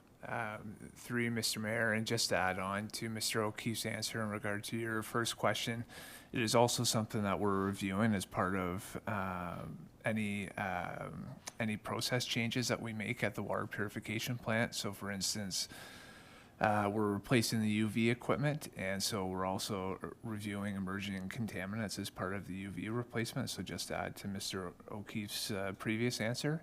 In regards to methane gas, yes, we produce methane gas at the wastewater treatment plant. It's used in as a natural gas source in the water treatment plant process, and then any excess would be flared off.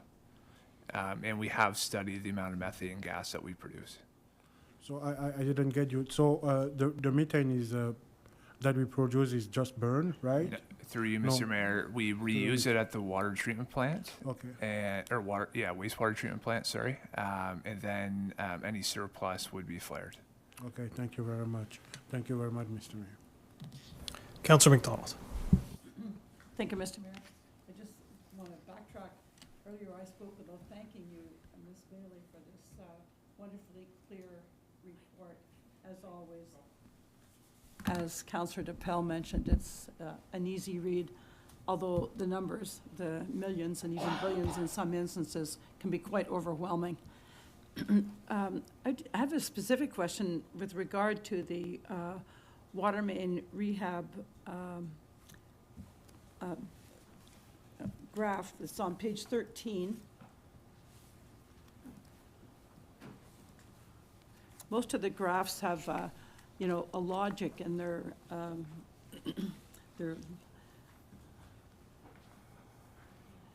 in their representation, I guess I'd say. And I fail to be able to relate 2038 to the rest of the picture. So when it comes up, you might be able to clarify that for me. It has to do with the backlog, of course. Now, usually these bar graphs, as long as they're all hitting about the same level, it's not too alarming. But what's going on with 2038 here? Is that a specific expense that we're anticipating discharging in that year, or? Through you, Mr. Mayor, I can't speak to the specific project, but it's a large scale, large diameter, likely water main that's coming due for replacement. So it's a year where we have a lot of assets coming due. So basically what you can see is all the distribution is all over the place. Like in some years there's very, very little. What we're trying to do is what we propose in our budgets is to try to stabilize that replacement. But basically that is what technically comes due each and every year, just based off of asset lifespan. So the gray bars you see are what is coming due in those specific years, based off the age of the pipe. Okay, so you've got a tremendous grasp of all these numbers to be able to look at them as they're going to read 20-some years or 15 years or so, whatever, in the future.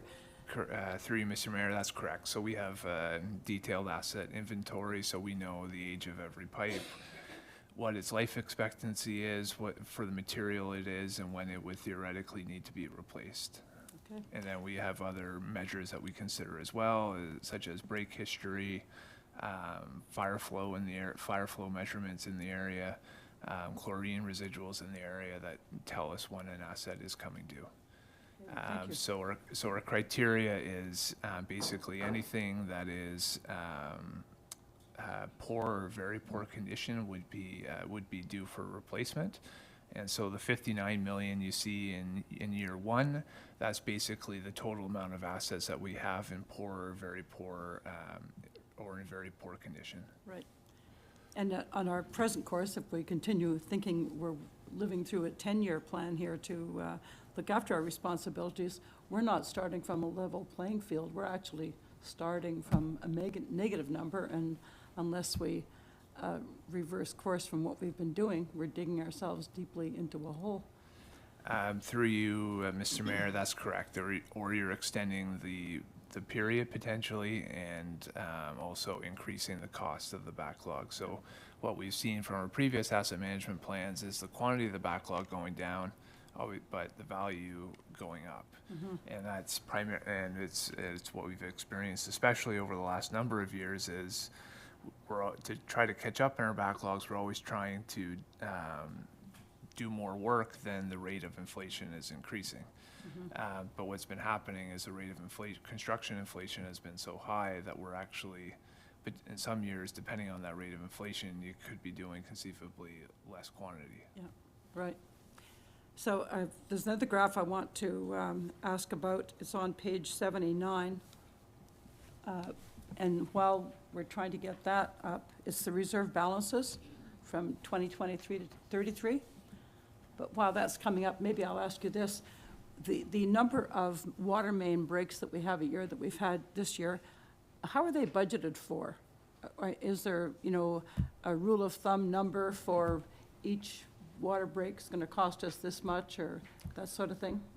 Through you, Mr. Mayor, so we're budgeting based off of our historical trends for water main breaks, and then the average costs that we've incurred for the break itself and the reinstatement of the area. Where does that show in the budget? It was showing the water operating budget. Okay. And do you know offhand what the average cost is? Through you, Mr. Mayor, it was about, the average cost, I think was 13 or 14,000 per break, and then 7 or 8 for a small diameter break, but I think we averaged about 14,000. Thank you. So this isn't Through you, what Mr. I Mayor. was looking for. What page are you looking at? Well, 25 and 79. I can show you what it looks like. I printed it out. And you see at the bottom, I've got 25 and 79, reserve balances. In the budget book. Yes, in the presentation, actually. Oh, no, the book, sorry. And page 41.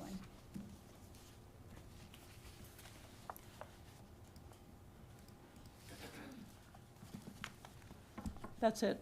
So, once again, I find the representation pretty shocking when you consider that you can see balance reserves building, but then flatlining for way too many years, but the target lines just shooting off into the stratosphere.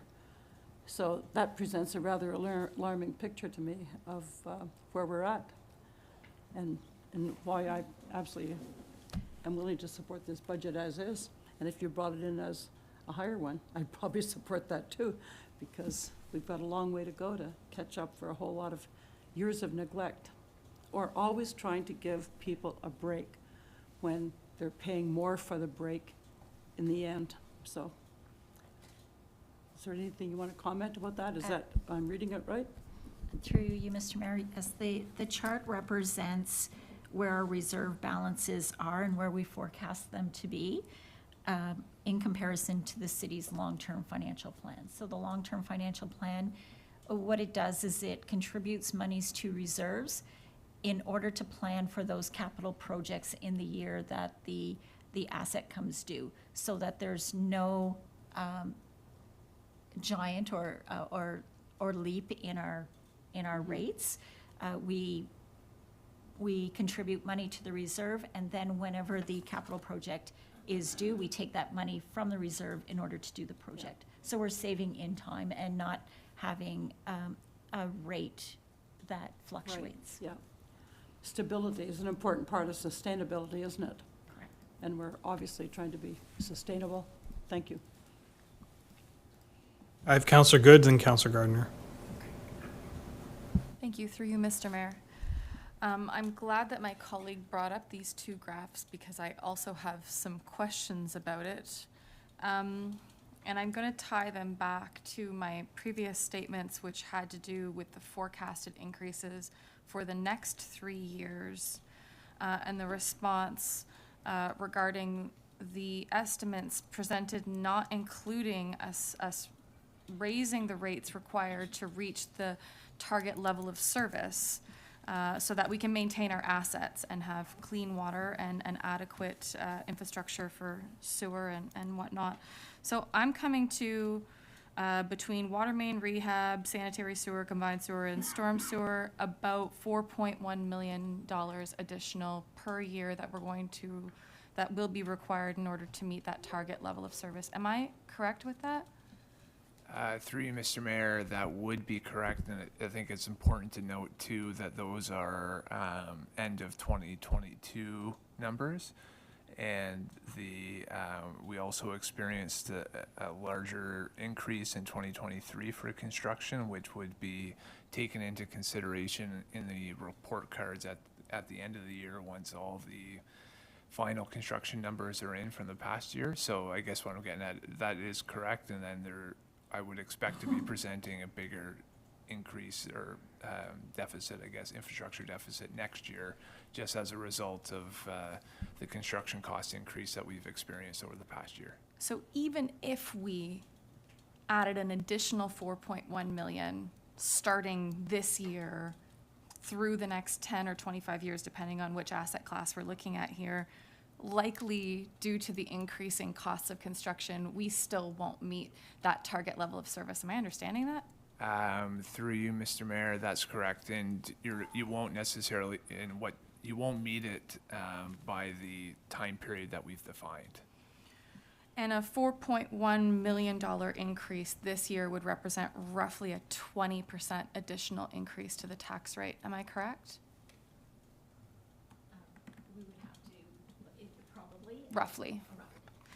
I find these numbers staggering and startling. What I want to know is how are, I have another question that has nothing to do with this, that's much more positive, so I'm just gonna leave that in later. What are we doing to address the financial stability? What are we gonna cut here? Because we obviously can't do a 30% increase next year or I don't know when it'll be a good time to do a 30% increase. So what are we going to do in order to maintain our assets at a fair, or whatever the category is that it says? How are we going to maintain our assets? What are we cutting?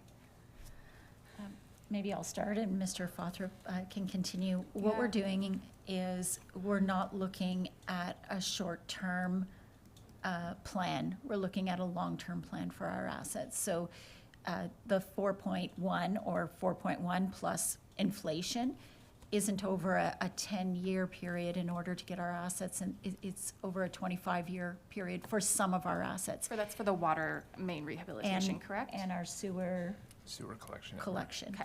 And so that's one of our strategies, is not to have to have a longer term plan. And the strategy of most municipalities, like the City of Cornwall, is not alone in seeing this type of infrastructure gap. I can imagine that we're not, and my concern is that if we're not starting to look at how we're biting off chunks of the enormous amount of funds required in order to maintain, in order to reach that target level of service, what will happen? What will happen if in the next 5 years, let's say, we don't invest that additional 4.1 million? Through you, Mr. Mayor, you're going to see the operational costs increase and skyrocket. So you'll have more and more infrastructure breaks. You'll have more and more potential disruption to service to residents, and then ultimately you're deferring a rate increase to address those infrastructure issues in future years. So there's an operational cost aspect to it, and then there's a future budgetary impact, because ultimately you're still going to have to address those pieces of infrastructure. So even if we basically increased our taxes for the next 3 years by 30%, there is a likelihood that we would still not reach our target level of service. Through you, Mr. Mayor, no, I believe you would. You absolutely like, would. just Yeah, get there. you would be. At 30%. I may, water. If I may, Sorry. Councillor, just add to a few of the elements. As the economy shifts, as interest rates for borrowing shift, we're agile. One of the key things is we do have to have money in reserves. Oh, yeah. Because when senior levels of government come to the plate, remember was it 2008, 2012, the action plan came up. They required local governments to have their portion, their share, and often those reserve amounts allow municipal governments to take a bite of some of those major infrastructure pieces. Absolutely, and thank you for clarifying that. I should clarify, I fully support that and those investments. I want to be real. I understand, there likely are residents who are watching this debate right now, and they're probably looking at the increases that we're seeing in 2024 and wondering what we're going to expect in the next few years. And I think this is a stark reality that we need to come to terms with, that we're not just looking at this for 1 year. This is going to be year over year high increases. I'd like to know how the water meter project plays into this. Specifically, one of my questions is, what is the lifespan of the water meters, and at what point do you anticipate them having to be replaced? Through you, Mr. Mayor, 20 to 25 years is the anticipated lifespan of the meters. So when we looked at that asset management, or the graph that was pulled up earlier, and we saw at 2038, there was that big bump that didn't have anything to do with water meters. It was a fully separate project. Through you, Mr. Mayor, yes, that'd be related to other infrastructure coming due. It's likely a combination of a large scale, large diameter water project coming due, and a combination of smaller ones as well. If we were to delay the water meter installation project, would we be able to dedicate the same amount of funds into our assets? Through you, Mr. Mayor, you could conceivably borrow what we were proposing to borrow, but you wouldn't do that for non-infrastructure. Okay. If we were to delay the water meter project, how would that impact the estimated tax increases from 2025 to from now to 2027? Through you, Mr. Mayor, currently we have an RFP out for that service.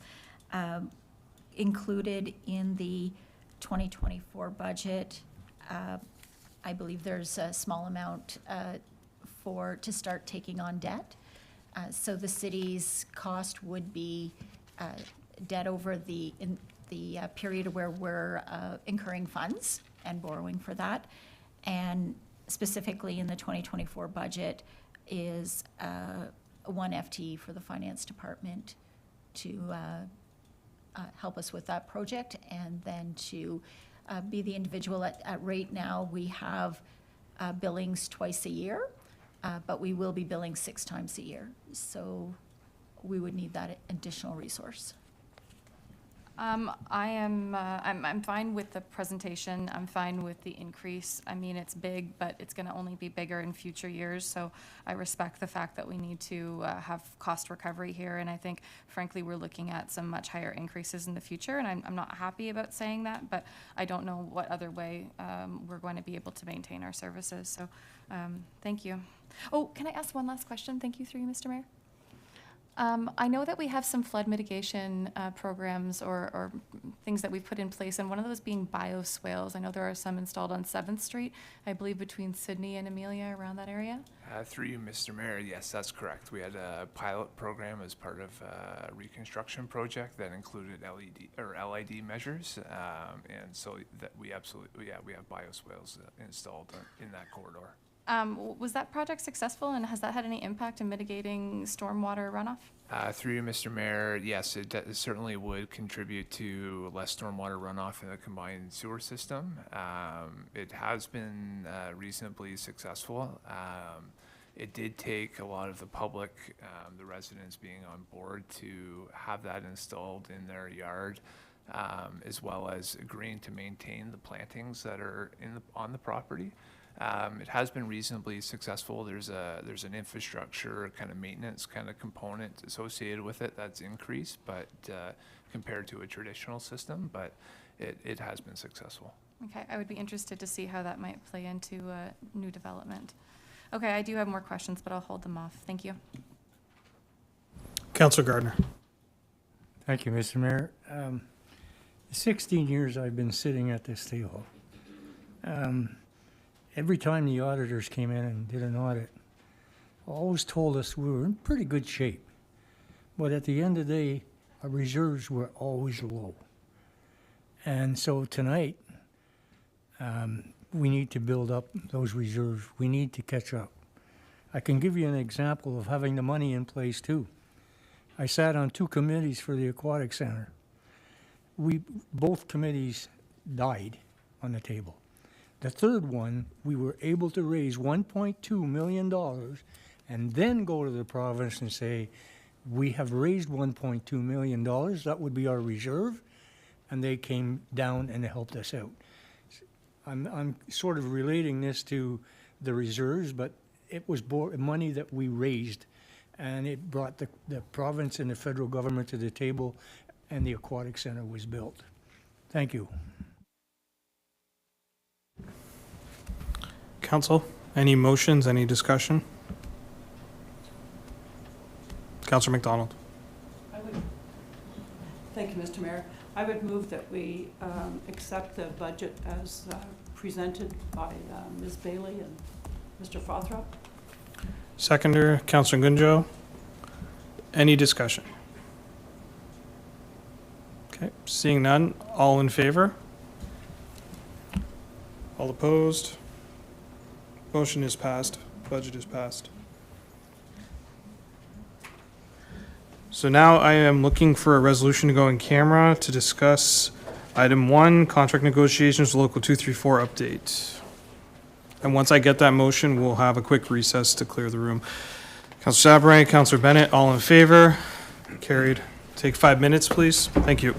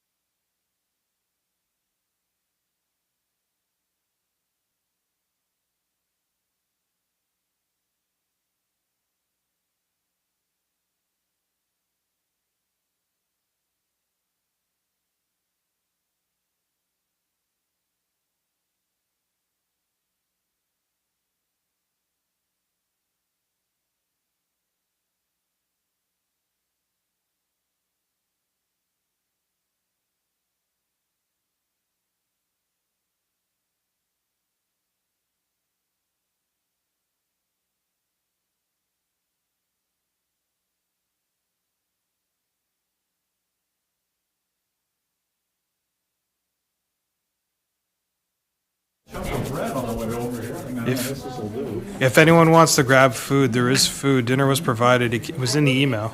Okay. Please take some home. There's. Yes. So yeah, I had salad. I usually have salad with St. Too-Bad. I had salad for lunch. No, so. Yeah.